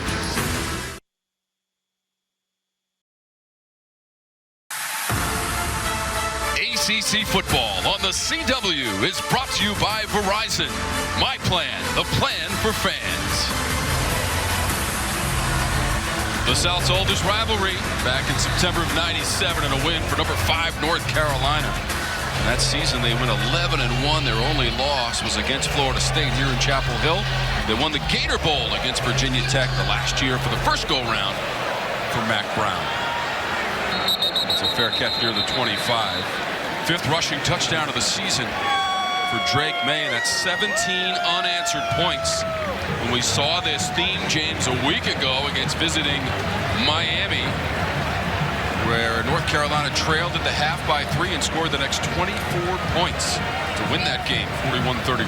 Yeah, and thanks in large part to a defense that just kept giving that ball back to the offense, and that's one thing that Musket and this Virginia offense cannot afford right here, to turn the ball right back over to a UNC offense that is really feeling it. They've got that tempo rolling, they've got their foot down on that gas pedal, and it's on the metal. They need to slow that down. Swing it out to Pace. Gets past the 30-yard line for 5 yards. The 2 TDs for Virginia. Rushes for Mike Hollins of 11 and 3 yards in the first quarter. Virginia scored its first possession.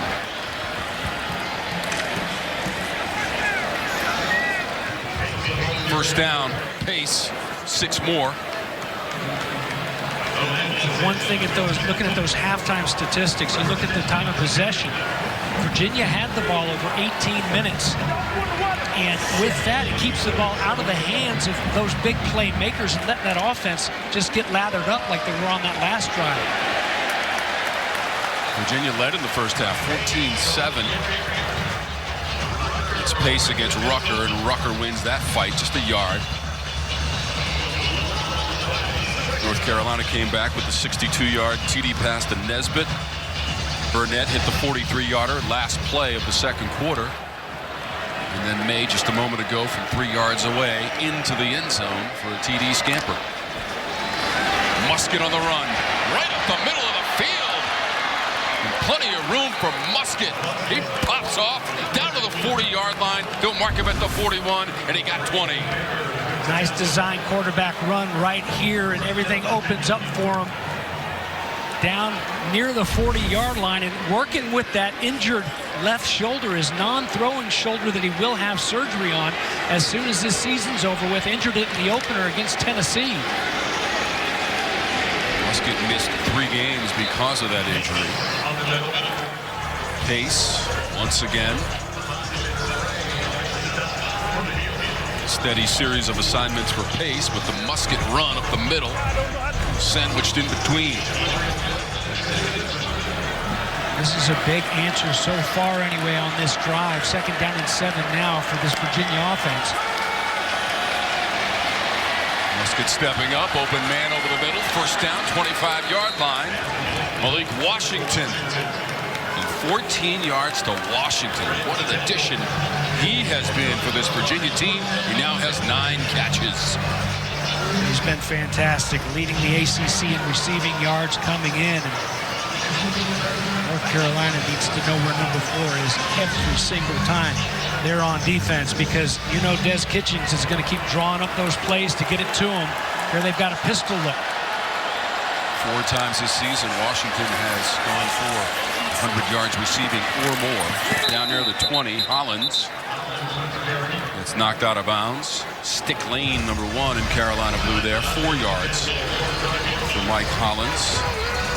Well, and right there's an example on the ground where Virginia has had their success, is powering it up the middle. Even with the smaller back with Paris Jones, they have not been able to get out to the edge and get that corner turned on this speedy defense.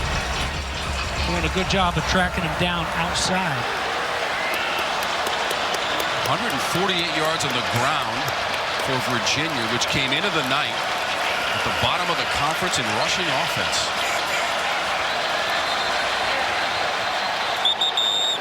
Virginia able to call a timeout. It'll be 2nd and 6 coming up for Tony Elliott, the Cavaliers, when we come back on the CW.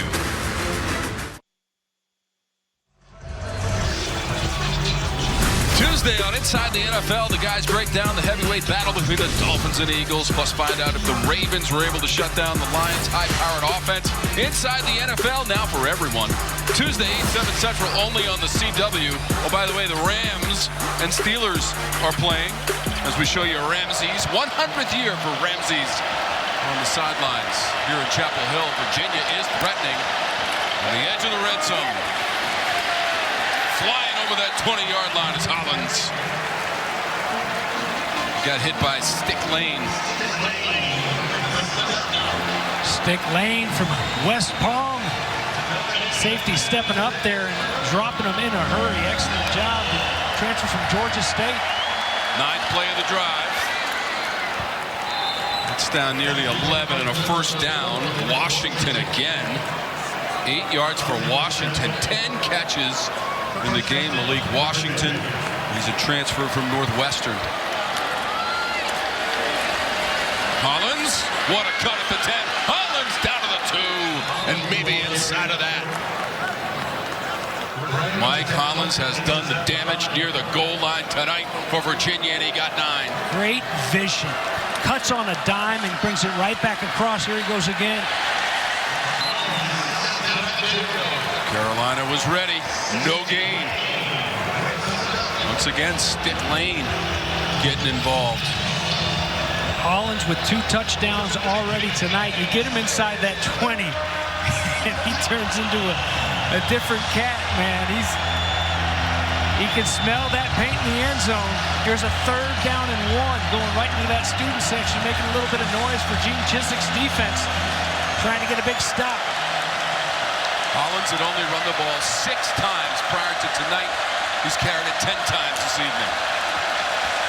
Hollins trying to batter his way down to the goal line. Just a little bit short. Will be enough for a first down, though.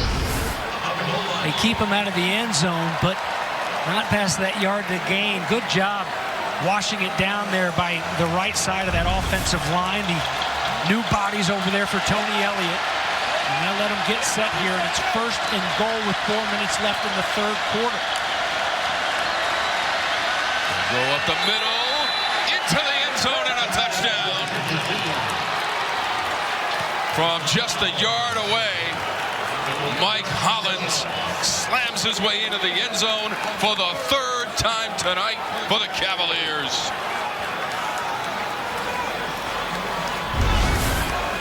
Tom, what an answer for this offense, for this football team, as we take a look one more time, and that ball definitely across the plane. A little bit of help from his friends with the push from behind, which is perfectly legal now. That was Grant Mish. But to answer after that impressive drive, first time UNC had the ball in the second half to go right back down the field. They needed that in a big way. Still trailing by 3, and Drake May and company will have the ball back when we return.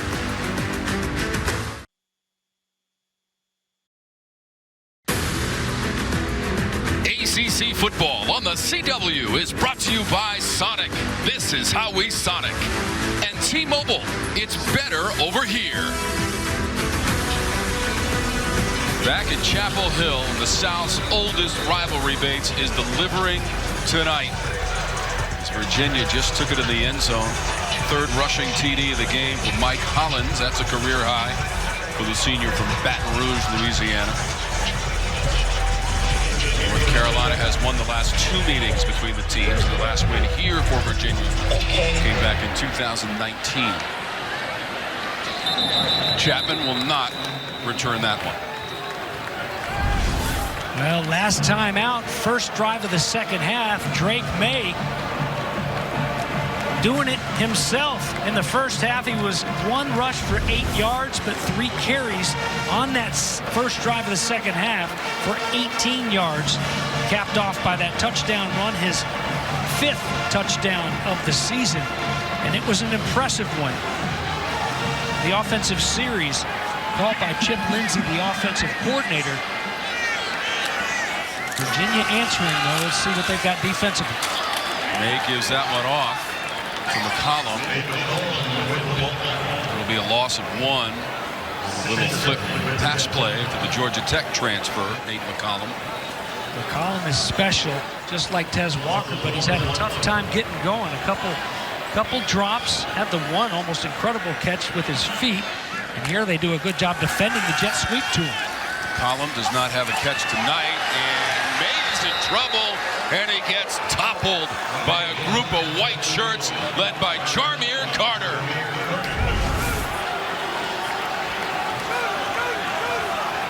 Carter and company are going to do a great job of just running the game up front and then walking right back into the lap of Drake May. Didn't expect him coming through there, and John Rudzinski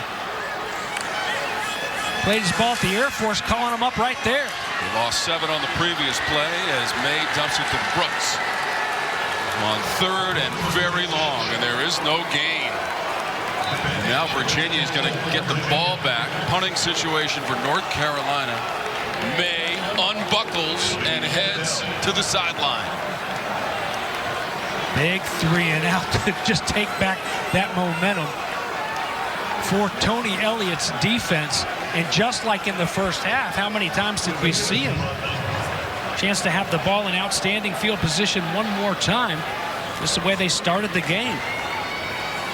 Second straight 3 and out, North Carolina. After scoring 17 straight points, Virginia came back with a touchdown on its last possession. It was Hollins from a yard away as McGinnis punts this one away. Sort of wobbly, and it checks up. Still rolling inside the 35 before Carolina gets to it. So the punt by McGinnis had some backspin, and in total, it's a 17-yard punt. Let's go down to Trevor. Just incredible energy from this UVA sideline defensively. You can hear them hooping and hollering, and again, repeating those words, tired of being close. They are absolutely looking to finish this drill. They feel as though they can compete with this North Carolina team. A dangerous team when you get them going, momentum-wise, are the Cavaliers. Absolutely, Trevor. And talking about close without the win, another North Carolina team from right down the road, NC State, a few weekends ago on a Friday night, unable to pull this one off. But this one here on the road against the top 10 UNC team. Knocked down and incomplete. This is a 3rd straight drive for Virginia starting in North Carolina territory, and the last one went 13 plays, 74 yards, took 5.5 minutes, and they got the Hollins touchdown from a yard out. Nice job there by Evans. Not going to get to that quarterback, separating on that blocker, get those hands up, bat it down, 2nd down and 10. Musket past one man and inside the 30 for Musket. It's 4 yards on the run for tough Tony Musket. Hester and Evans collaborating on the stop. 3rd down.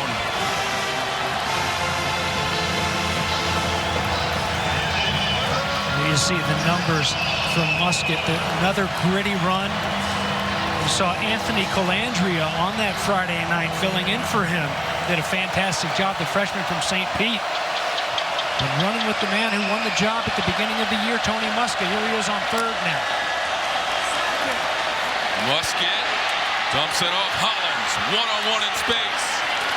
And now reinforcements come for North Carolina, and he stopped short of the 1st down marker. Eccles, first contact, 3 yards on the play and 4th down, Virginia. Yeah, great job by Power, Eccles, and open field. Nice job by Musket, letting all the pressure get to him before he dumps it off, but an even better open field tackle to force this field goal try. Power, Eccles, and Seth Gray continue to be all over the field, making tackle after tackle. I have Gray at about a dozen right now. 45-yarder for Bettridge, closing seconds, 3rd quarter. He's 7 of 8 on the season. Bettridge to tie us up, and he's done it. Will Bettridge and the South's oldest rivalry is all tied at 24.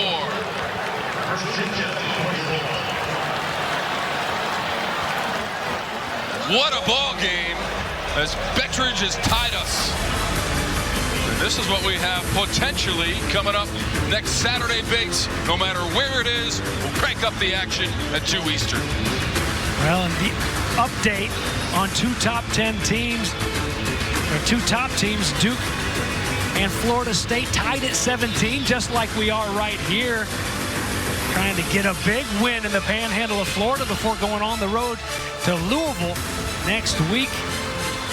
And Miami and Clemson underway as well. So some big games next week on the CW, but also some big games going on right now. We've got one right here in Chapel Hill. Just answering in this second half, this UVA offense and the defense as well. There's some good stands. Chapman, fair catch. By the way, we'll have that information on our destination on Monday. Check your local listings, game and time in your area. So glad that you're with us for the 128th meeting in the South's oldest rivalry of North Carolina and Virginia. They are tied with Georgia and Auburn, which have played 128 times. And the only rivalry that's gone on longer, Wisconsin and Minnesota, 131 games as they play for Paul Bunyan's Axe. 24 all, 32 seconds to go in our third quarter. Right up the middle, the pressure. May got it away, incomplete. Up near the 40-yard line, James Jackson came up to put the heat on May. Yeah, it's going to be a little bit of a delayed blitz. There's 7, James Jackson right in the middle.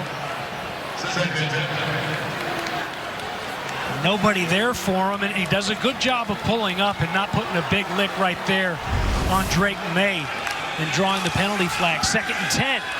May keeps it and throws. That's Walker in stride, 40-yard line. First down, North Carolina.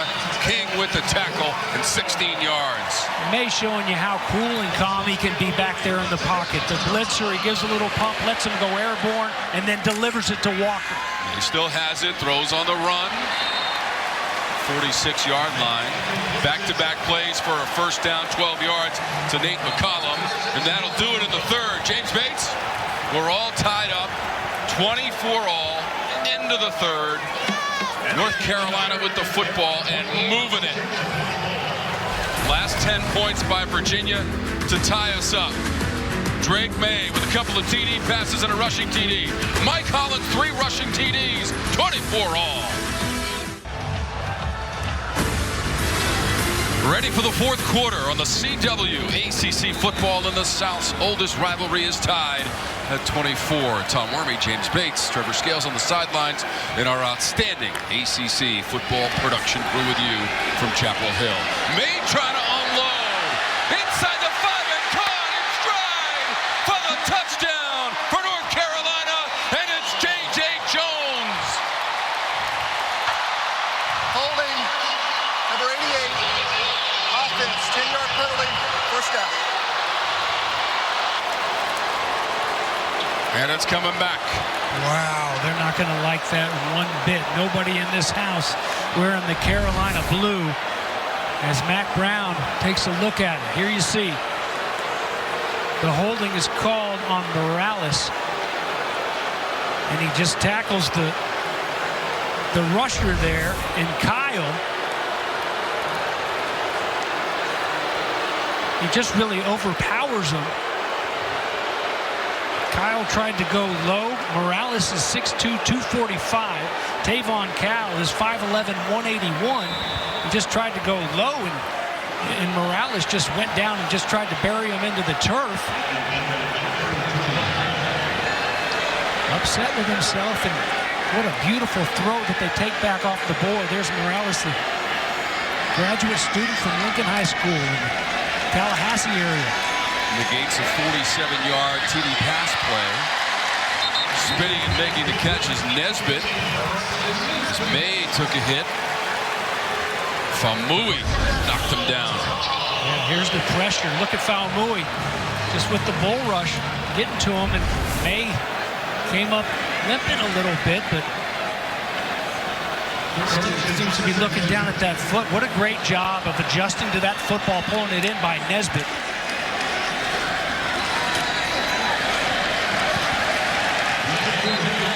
Hampton takes it for first down yardage. He's inside the 35-yard line.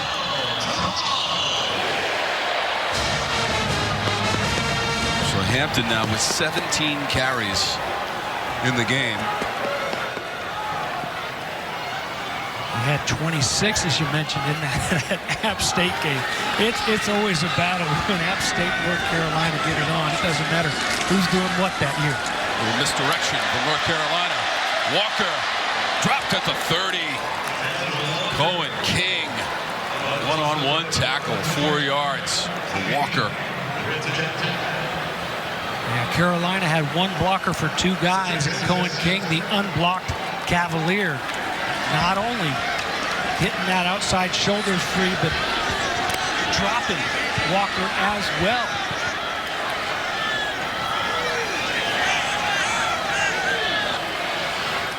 taking their time now. They had so much success when they hit that tempo first drive of the third quarter. May avoids the pressure. Just a little touch pass, 20-yard line. First down and more. Hampton down near the 10. Carter the tackle, 19 yards on the play. Well, whether it's a handoff in the backfield or right here on this little dump pass, when the pressure gets on May, expect Hampton to run it as hard as anybody out there on the field. As a senior, the Gatorade Player of the Year in the state of North Carolina, out of Clayton, North Carolina, Cleveland High School.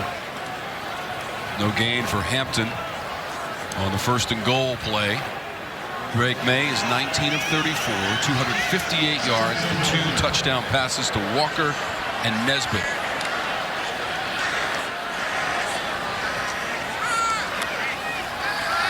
May looking left. Incomplete through the hands of J.J. Jones. Trying to angle his way to the end zone and not happy with himself on that effort. Well, he's got to have it. You know, McCullum's going to get so many balls. Tez Walker is going to get so many balls. So when that ball's thrown to you, and he's made his big plays throughout the season, averaging over 18 yards a catch. Had 6 catches under 17 yards against Pitt. Looking at his first touchdown this year, and he held on to it. This is third down for May. Throws it into the back corner of the end zone, and it's incomplete. Receiver was out of that back corner. McCollum down there. A bunch of Virginia players running over to the aid of their teammate, Cam Robinson. And just ran out of room. And look at May, the strength, slinging it. Hopefully that. Oof, careful on those sidelines. Wow. That was all right. It's McCollum trying to drag the foot. Both players.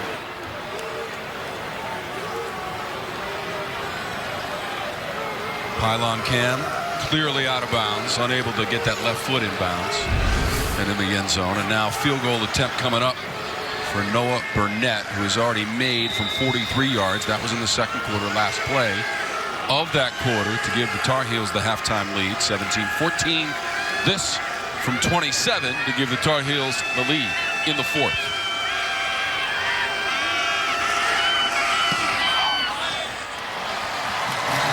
North Carolina's in front. 27-yarder, now 11 of 11 on the season for Noah Burnett, and his second of the night.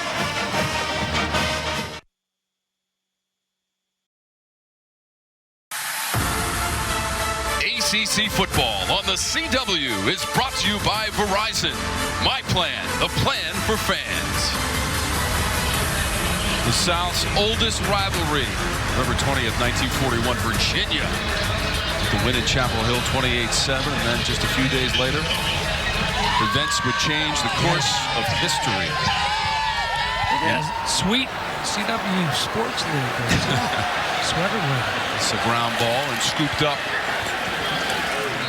Malik Washington. It's gotten a little bit cooler as the evening has gone on. At one point during the day, James, I looked at the thermometer, 77 degrees here in Chapel Hill. It's a little bit cooler. Your hotel room had a thermometer on the window? It was in my vehicle. How's that? Okay. 55 degrees right now. Yeah. Trevor, how is it down there, Trevor? You got that quarter zip on? It's football weather, baby. Like, this is exactly what you look for on an October evening. That's coming from a Harvard running back right there. This is, you guys, it got really cold up there for you guys. Yeah, and I didn't like it. Musket hands it off. Paris Jones. This rivalry began, James, in 1892. The teams played twice that year in Charlottesville and in Atlanta. Who was the president of the United States in 1892? Any guesses? No. We'll come back to it in a moment. Second down, Virginia. Keep you guessing. I bet you Trevor knows. We know we got a three-point game, that's for sure. What a pass Musket just threading that one in there to Malik Washington.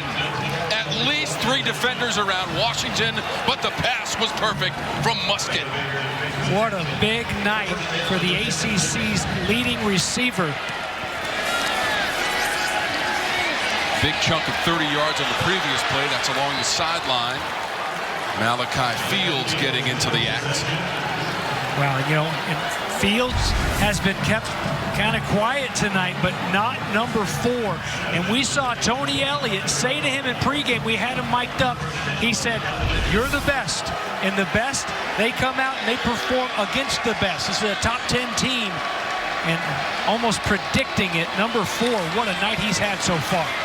That was the first catch for Fields on the previous play. Down to the 20, Paris Jones. To revisit our trivia question, President of the United States in 1892 was Benjamin Harrison. Did you have that? No, I didn't. No. Jones has the football. A run into a teammate near the 20. So that's a minimal gain at best. Kamen Rucker. And now 3rd down for this Virginia team, which is 3 of 4 in the red zone tonight, with that football just inside the 20. And we're inside of 10 minutes to go in the 4th quarter. We saw Virginia in the first half drive it down and throw that interception in the end zone. They cannot afford to come up empty right here.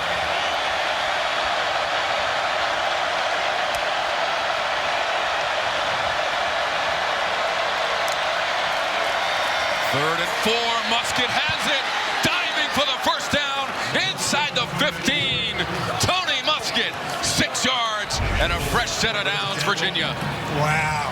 Those guys getting out of there so fast, just trying to go stop that run and taking advantage of the aggressive defensive play, letting it all clear out and let those big guys just wash down that defensive front and getting just enough to move those chains. 1st down and 10.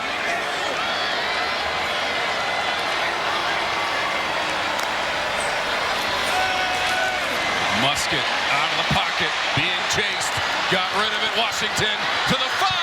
Washington still going to the end zone and in for the Cavaliers touchdown. Malik Washington at 14 yards.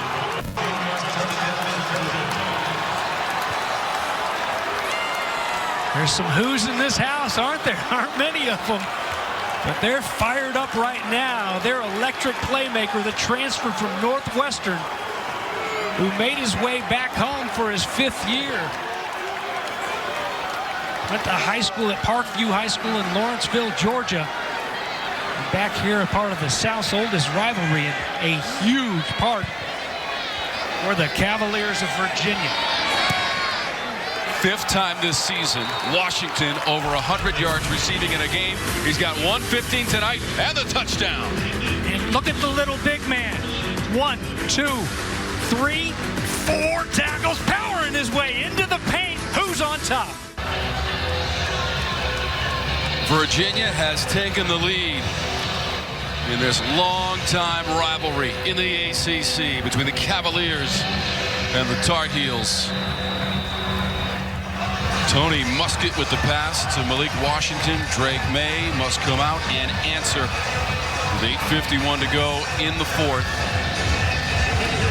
He's up to 258 yards passing. He leads the ACC in yards per game at 317. Chapman deep. Meets it for the fair catch near the 4-yard line. 8:51 to go in the 4th. What a game unfolding in front of us. James Bates has Virginia taking the lead, and Drake May with the 2 TD passes on the evening. 62 yards and 25 yards. For those passes for Mays, up to 14 touchdowns thrown this season. And a critical drive right here for North Carolina. Malik Washington likes playing against teams from the state of North Carolina. He was ACC Receiver of the Week in that NC State loss a few weeks ago. May still has it. Throws on the run. Beyond the 40 and incomplete with the ball bouncing on the turf. McCollum couldn't come up with it. And a couple drops tonight, and a couple by Nate McCollum. He's too good of a receiver. This is too big of a series right here to try to come back and answer for North Carolina. Had two options out there to Drake May. Copenhaver was out there in the flat as well. So a second down and 10. Hand off at just short of the 30. Omarion Hampton. Tom, going into this drive right here, Virginia had held the ball for 14 minutes more in this game than Carolina, keeping it out of the hands of the big-time playmakers. Trying to stay perfect and ranked in the top 10 for the first time since September of 2021 for North Carolina. 3rd and 6. They're about their own 29. Mays pass sails. It's too high. It's over the head of McCollum. Doc Chapman. So that's 4th down for North Carolina. How about this Virginia defensive effort? Rodzinski bringing a couple bodies there and picked up, but still a little bit of pressure in the face of Drake May. Nobody quite to him, but still just sails it a little bit high. A good job in that secondary. And again, remind you, that's where Virginia has really had its fair share of injuries from those defensive backs, but those backups are playing really well tonight. Maynard the punt. Ball pops in the air after hitting a helmet. It's out of bounds. There is a flag on the play. So Darian Harrison was the deep man for Virginia.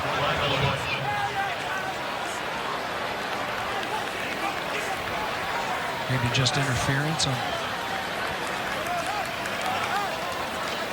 that catch.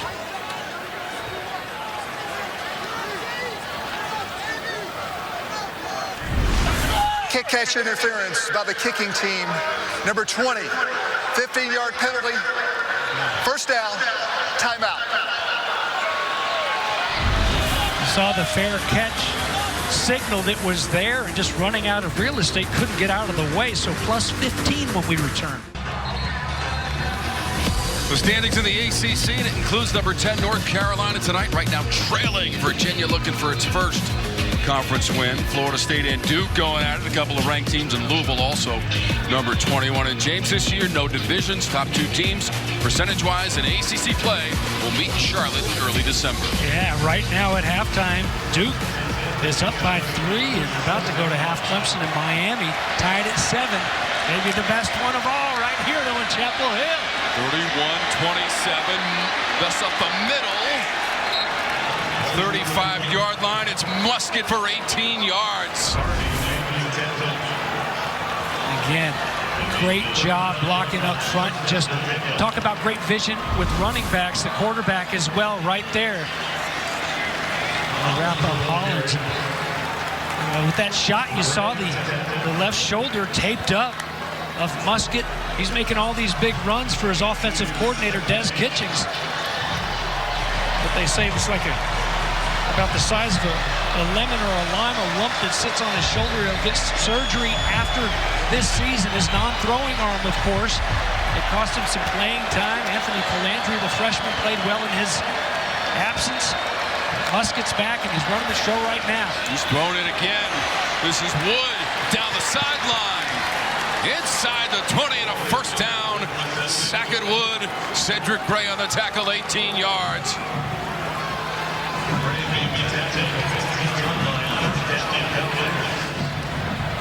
Couple big first down catches by Sackett Wood here tonight. The first, none bigger, on a 4th down and 6. They slip him out of the backfield and set up the opening touchdown. First points of this game. It has been a back-and-forth battle ever since then. Fresh set of downs right now for the Hoos. 4 for 5 in the red zone. Hollins responsible for a lot of that scoring with 3 rushing TDs. 11 yards, 3 yards, and 1 yard. And that's for a team that came in, James, 13th in red zone offense. 4 of 5 tonight.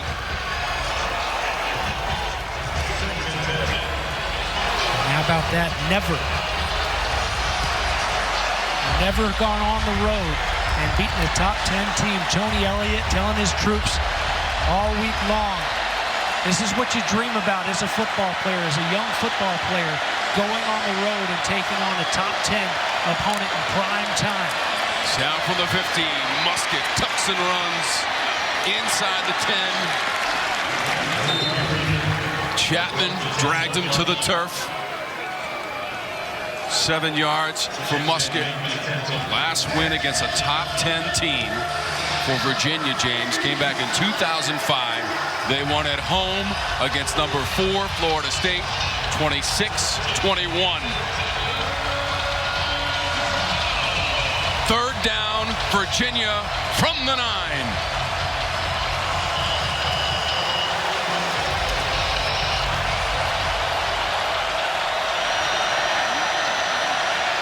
4 of 6 on third down in the second half. Hollins following his blockers. Hollins, the ball came out at the very end, goes through the end zone. Hollins was right at the goal line. Is a fumble from the field of play through the end zone. Touchback. First down.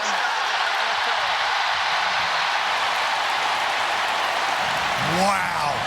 If this stands, obviously they'll take it upstairs and take another look at it.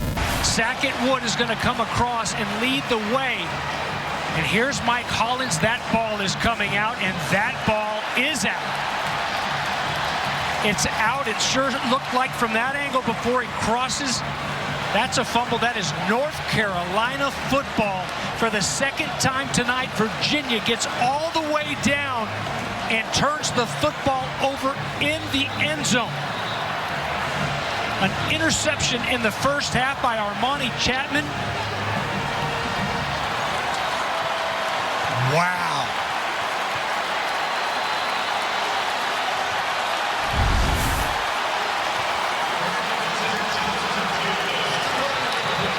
See if we can get a number. I wasn't watching the number. Who want to make sure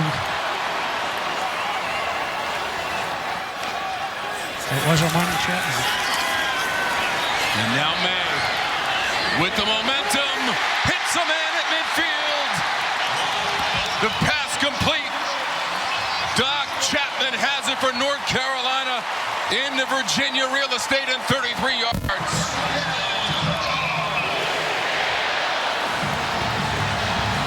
Amazing momentum shift.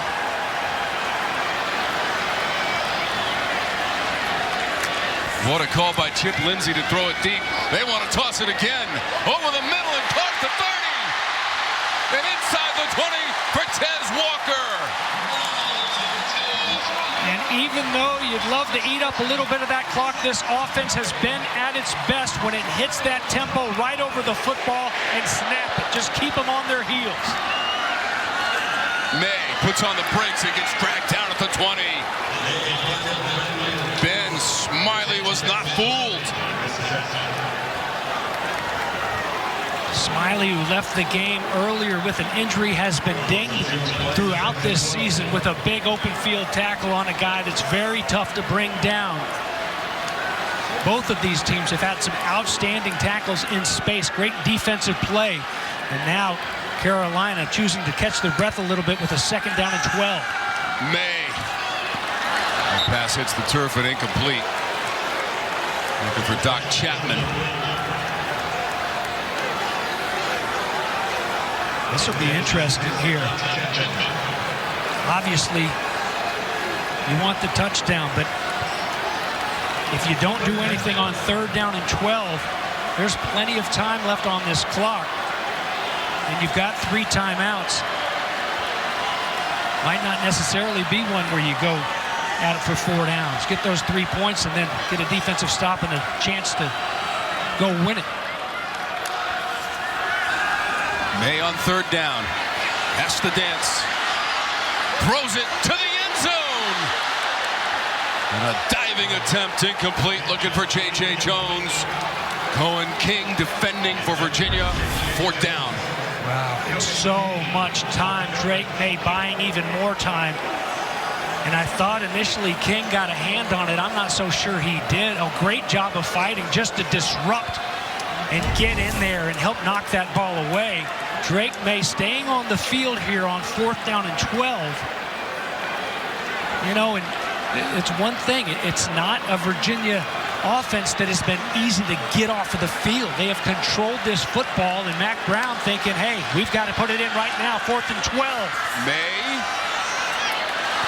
Inside the 5. What an attempt by Walker. He got some hands on it. He wants a flag, and he's not going to get it on 4th down.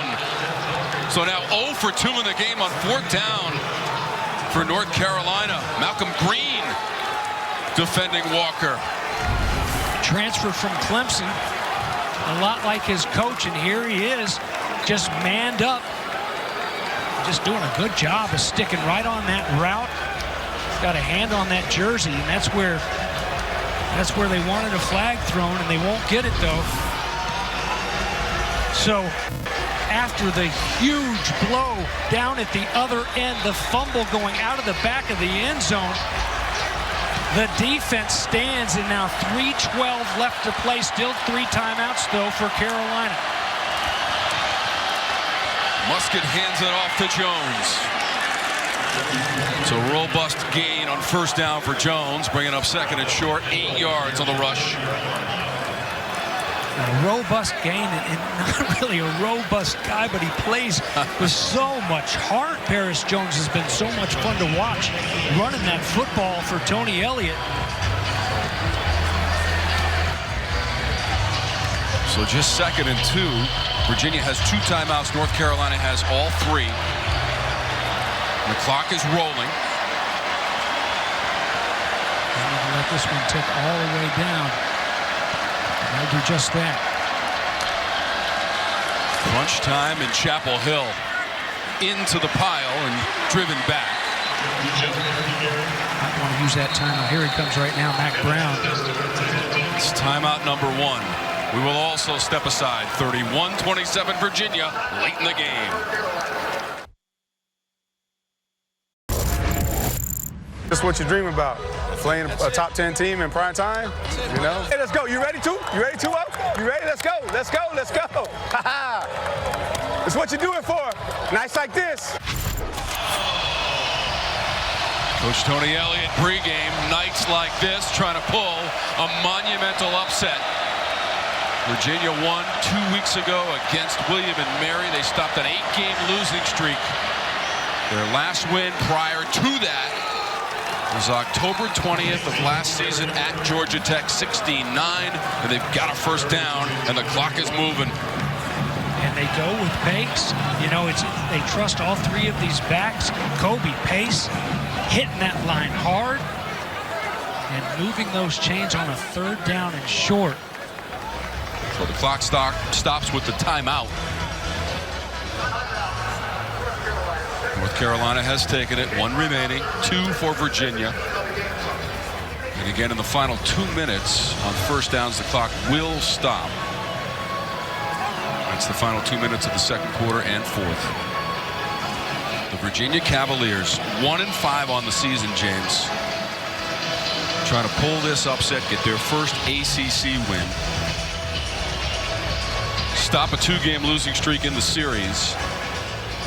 In the South's oldest rivalry, which has delivered at the highest level tonight here in Chapel Hill. You know, and Mac Brown told us that he put together a list of all of the big upsets in college football so far this year, this past week, and we actually had one on the CW last Saturday night. Undefeated Louisville coming off of that huge win over Notre Dame, goes into Pitt. The Panthers had lost 4 in a row, but they get him with Veyer, a brand new quarterback, in his first start. Flag is out on the play on 1st down. They're run by Paris Jones.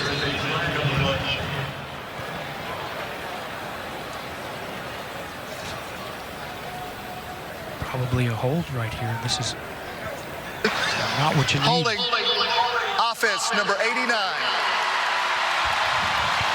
10-yard penalty, 1st down. Penalty against the Cavaliers. They've been close this season. A loss at Boston College by 3. They lost by 3 against NC State at home. They lost to James Madison by a point.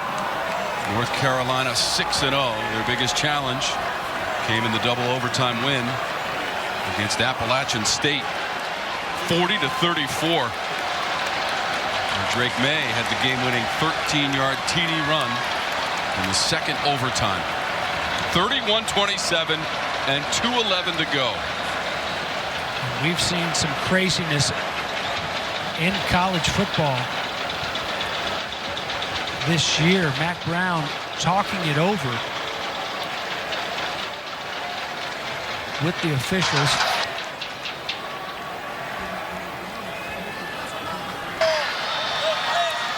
After discussion, the penalties decline.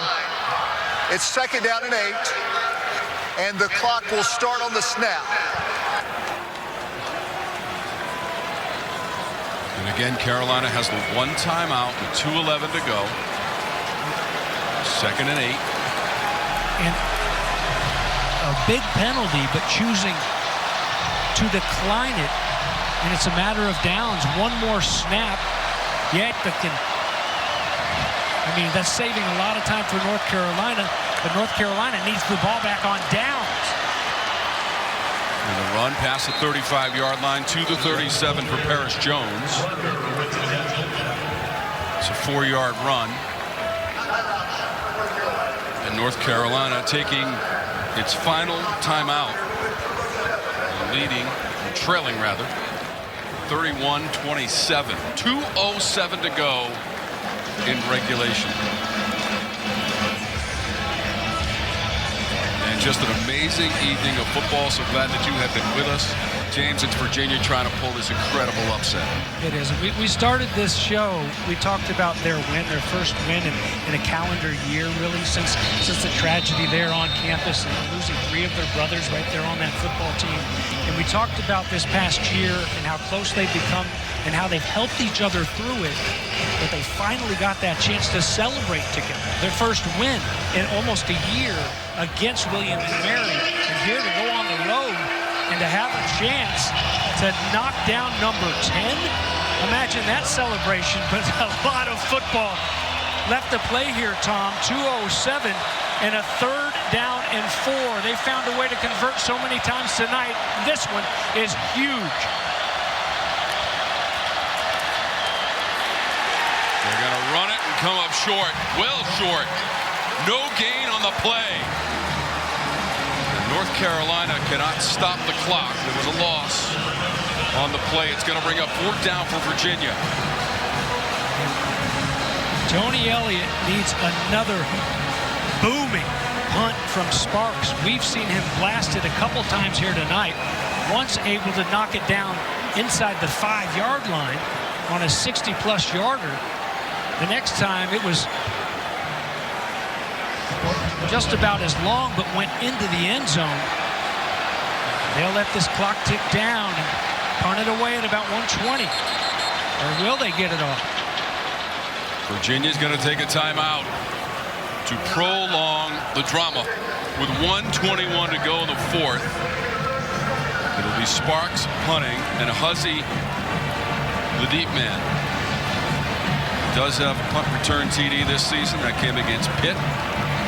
Mac Brown's team trying to stay perfect on the season, but trailing 31-27 late in the game. Had a 17-14 halftime lead. Had been undefeated with the halftime lead, 4-0. They did add 1 second to the game clock. 1:22 on 4th and 5 for Virginia. And again, the Cavaliers have not defeated the top 10 team since 2005. Malik Washington, a big part of the effort tonight with 12 catches, 115 yards and a touchdown. He did most of the work fighting for the end zone. Sparks is averaging 52 yards per punt tonight, as long as 61. Let's see what he can do here with 1:22 to go, and Huzzy deep near his 15.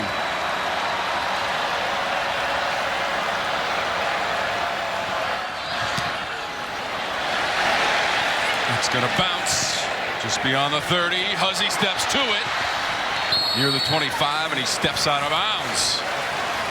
44 yards on the punt, 5 yards on the return, 1:12 to go, Carolina trailing. And to start with for Mac Brown on that punt return, excellent job by Huzzy. He had the 52-yard punt return for a touchdown in the second quarter against Pitt. And this one's not a big-time fireworks return, but to step up and to catch that ball, there could have been about almost 10 seconds go off the clock if they let it roll on past him. And these punt cover guys milk that clock a little bit. 1:12 and a bunch of weapons for Drake May. May throws it incomplete. Jones. It's only a couple of yards there. May's over 300 yards passing, 10th time in his career. Got to hurry up. No timeouts. Inside of a minute to play.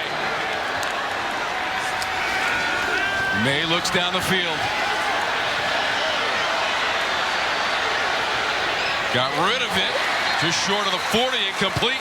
J.J. Jones came back to it in front of King. Stepped out of bounds.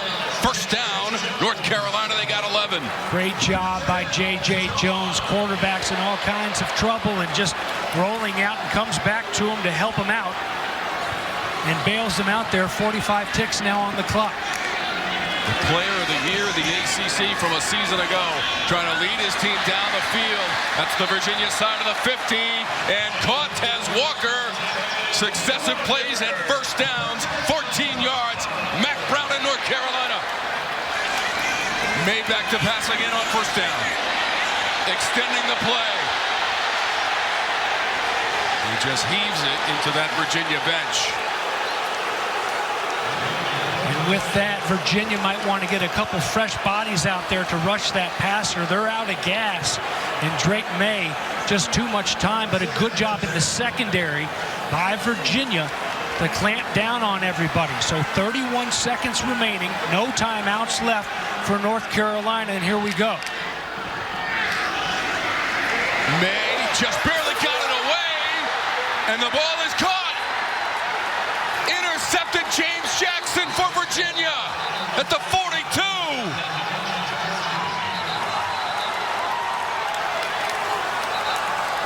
May got rid of it as the pressure was coming strong. The ruling on the field is interception by Virginia. First down.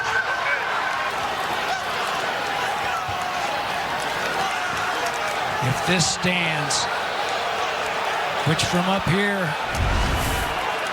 it sure looked like it. Here's the fresh bodies that we were talking about, and the hit on Drake May just as he's releasing it by Paul Akir.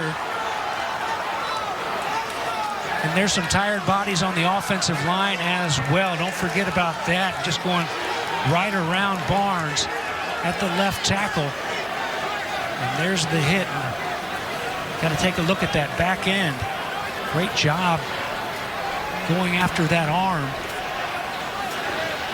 For a team, James, that had just 3 interceptions on the season, James Jackson, I mean, look at this view from referee cam. Incredible. You are right in the middle of that play, which potentially could seal the victory for Virginia. It should stand. What a play by James Jackson, who thought he had a huge block with a field goal try against NC State. He was flagged. He used his teammate to boost himself up and over, and in conjunction with the command center, Charlotte, North Carolina, taking a look at the play. you know, May was hit as he threw. Jackson diving for what could be a Virginia interception. And the last time that North Carolina turned the football over, there's a good look at it. You know, not only does he have control, but he even seems to turn it and tuck it as he's going down to secure it. I don't see how there's any way you can overturn this. And there's the indication. Wow. The interception will stand. They took a look at it. Jackson with the interception for the Virginia Cavaliers. On any Saturday, James, in the ACC, you just don't know what could happen. Wow. We are witnessing Virginia football history. First top 10 win on the road. First top 10 win against an opponent since 2005. And the Cavaliers have done it. Tony Elliott and Virginia. A stunning upset in Chapel Hill. 31-27 as the final seconds tick off the clock. Celebration down on the field, and as it seems like these Virginia Cavaliers will continue to do for the rest of their days. They will make plays and think about their fallen brothers of last year, Lavelle Davis, Devin Chandler, and Deshaun Perry. Wow. What a amazing football game and a big win for Tony Elliott. And here he is with Trevor Scales. Coach, an incredible win. The first time you beat a top 10 team on the road ever. And to get 2 wins in a row now, after you were tired of being so close, how does that feel? First of all, got to give glory to God. Man, these young men have been through so much. They believed every single day since November 13th of last year. This program has believed. So just, man, proud of the staff, proud of the players, so happy for our fans, our administration. Man, they just believed, and they fought. And we have been close. We have been close. And we said that tonight was the night we were going to stare that lion in the face, right? And we weren't going to back down. And just the credit goes to the players. They played their tail off. And to have the game in on that interception, to have your passing defense 5th best in the conference, to come through like that, what does that mean for the season? It's huge just to see guys, man, playing. You got to play the entire game and find a way to make a play, right? Not waiting on somebody else to make a play, but, hey, I'm going to be the one in that moment. And James Jackson has made plays for us all year, but the credit goes to the pass rush. The pass rush, forced the errant throw, and James was able to just finish it off. Offensively, you had quite the performance from Mike Hollins, and just being able to dominate the time of possession, how does that propel you going forward to the rest of the season? Well, we talked about the first half of the season was behind us, and we were in control of our destiny in the second half, and told this team that, hey, we still got an opportunity to accomplish a goal of going to a bowl game, right? But you can't go 2-0 until you go 1-0, and tonight we had to do it against a top 10 team on the road, and, I mean, they're an unbelievable football team, and hats off to Mac Brown and what he's done with that program. I expect that they're going to win a bunch more games, but just happy that the Lord chose us to be victorious tonight. Did you know that this was your first top 10 win on the road? Yeah, we had talked about it, and one of the things I told the guys is we got a windshield mentality, always about what's in front of us. We wanted to play our best game. We had a chance to make history, and we wanted to go 1-0. Make sure you go celebrate with the fellas. Congrats. 31-27 as the Cavaliers celebrate here in Chapel Hill. Just a thrilling game. Both teams, incredible efforts, and in the end, it's the win for Virginia. First ACC win of the season. So much significance, James, behind this victory for the Cavaliers. Yeah, you look at it on paper, this matchup, and there really shouldn't have been much of a chance given to this Virginia football team, but that didn't matter to them. Just like Tony Elliott said, it was just up to them and those guys in that locker room. And what an incredible win to go on the road and just to answer time after time when North Carolina looked to grab back the momentum. And here it is, the play of the game, the last play of the game, and the interception. So many great linebackers have come through this program here in recent years, and waiting his turn, James Jackson. It was Nick Jackson in the last couple of years, but it's a new Jackson in town. He's moved spots so Cam Robinson, the freshman, can get in there and make some plays. And here it's Johnny on the spot for James Jackson to seal the deal against the number 10 undefeated North Carolina, giving them their first loss of the season. We thank you for watching ACC football on the CW. Our final score from Chapel Hill, 31-27 Virginia. Tune in next week for another ACC showdown. Our coverage starts 2 Eastern right here on the CW. Check your local listings. For James Bates, Trevor Scales, and our fantastic crew, I'm Tom Wormy. Thanks so much for watching. So long from Chapel Hill. The Cavaliers leave with the upset win, 31-27.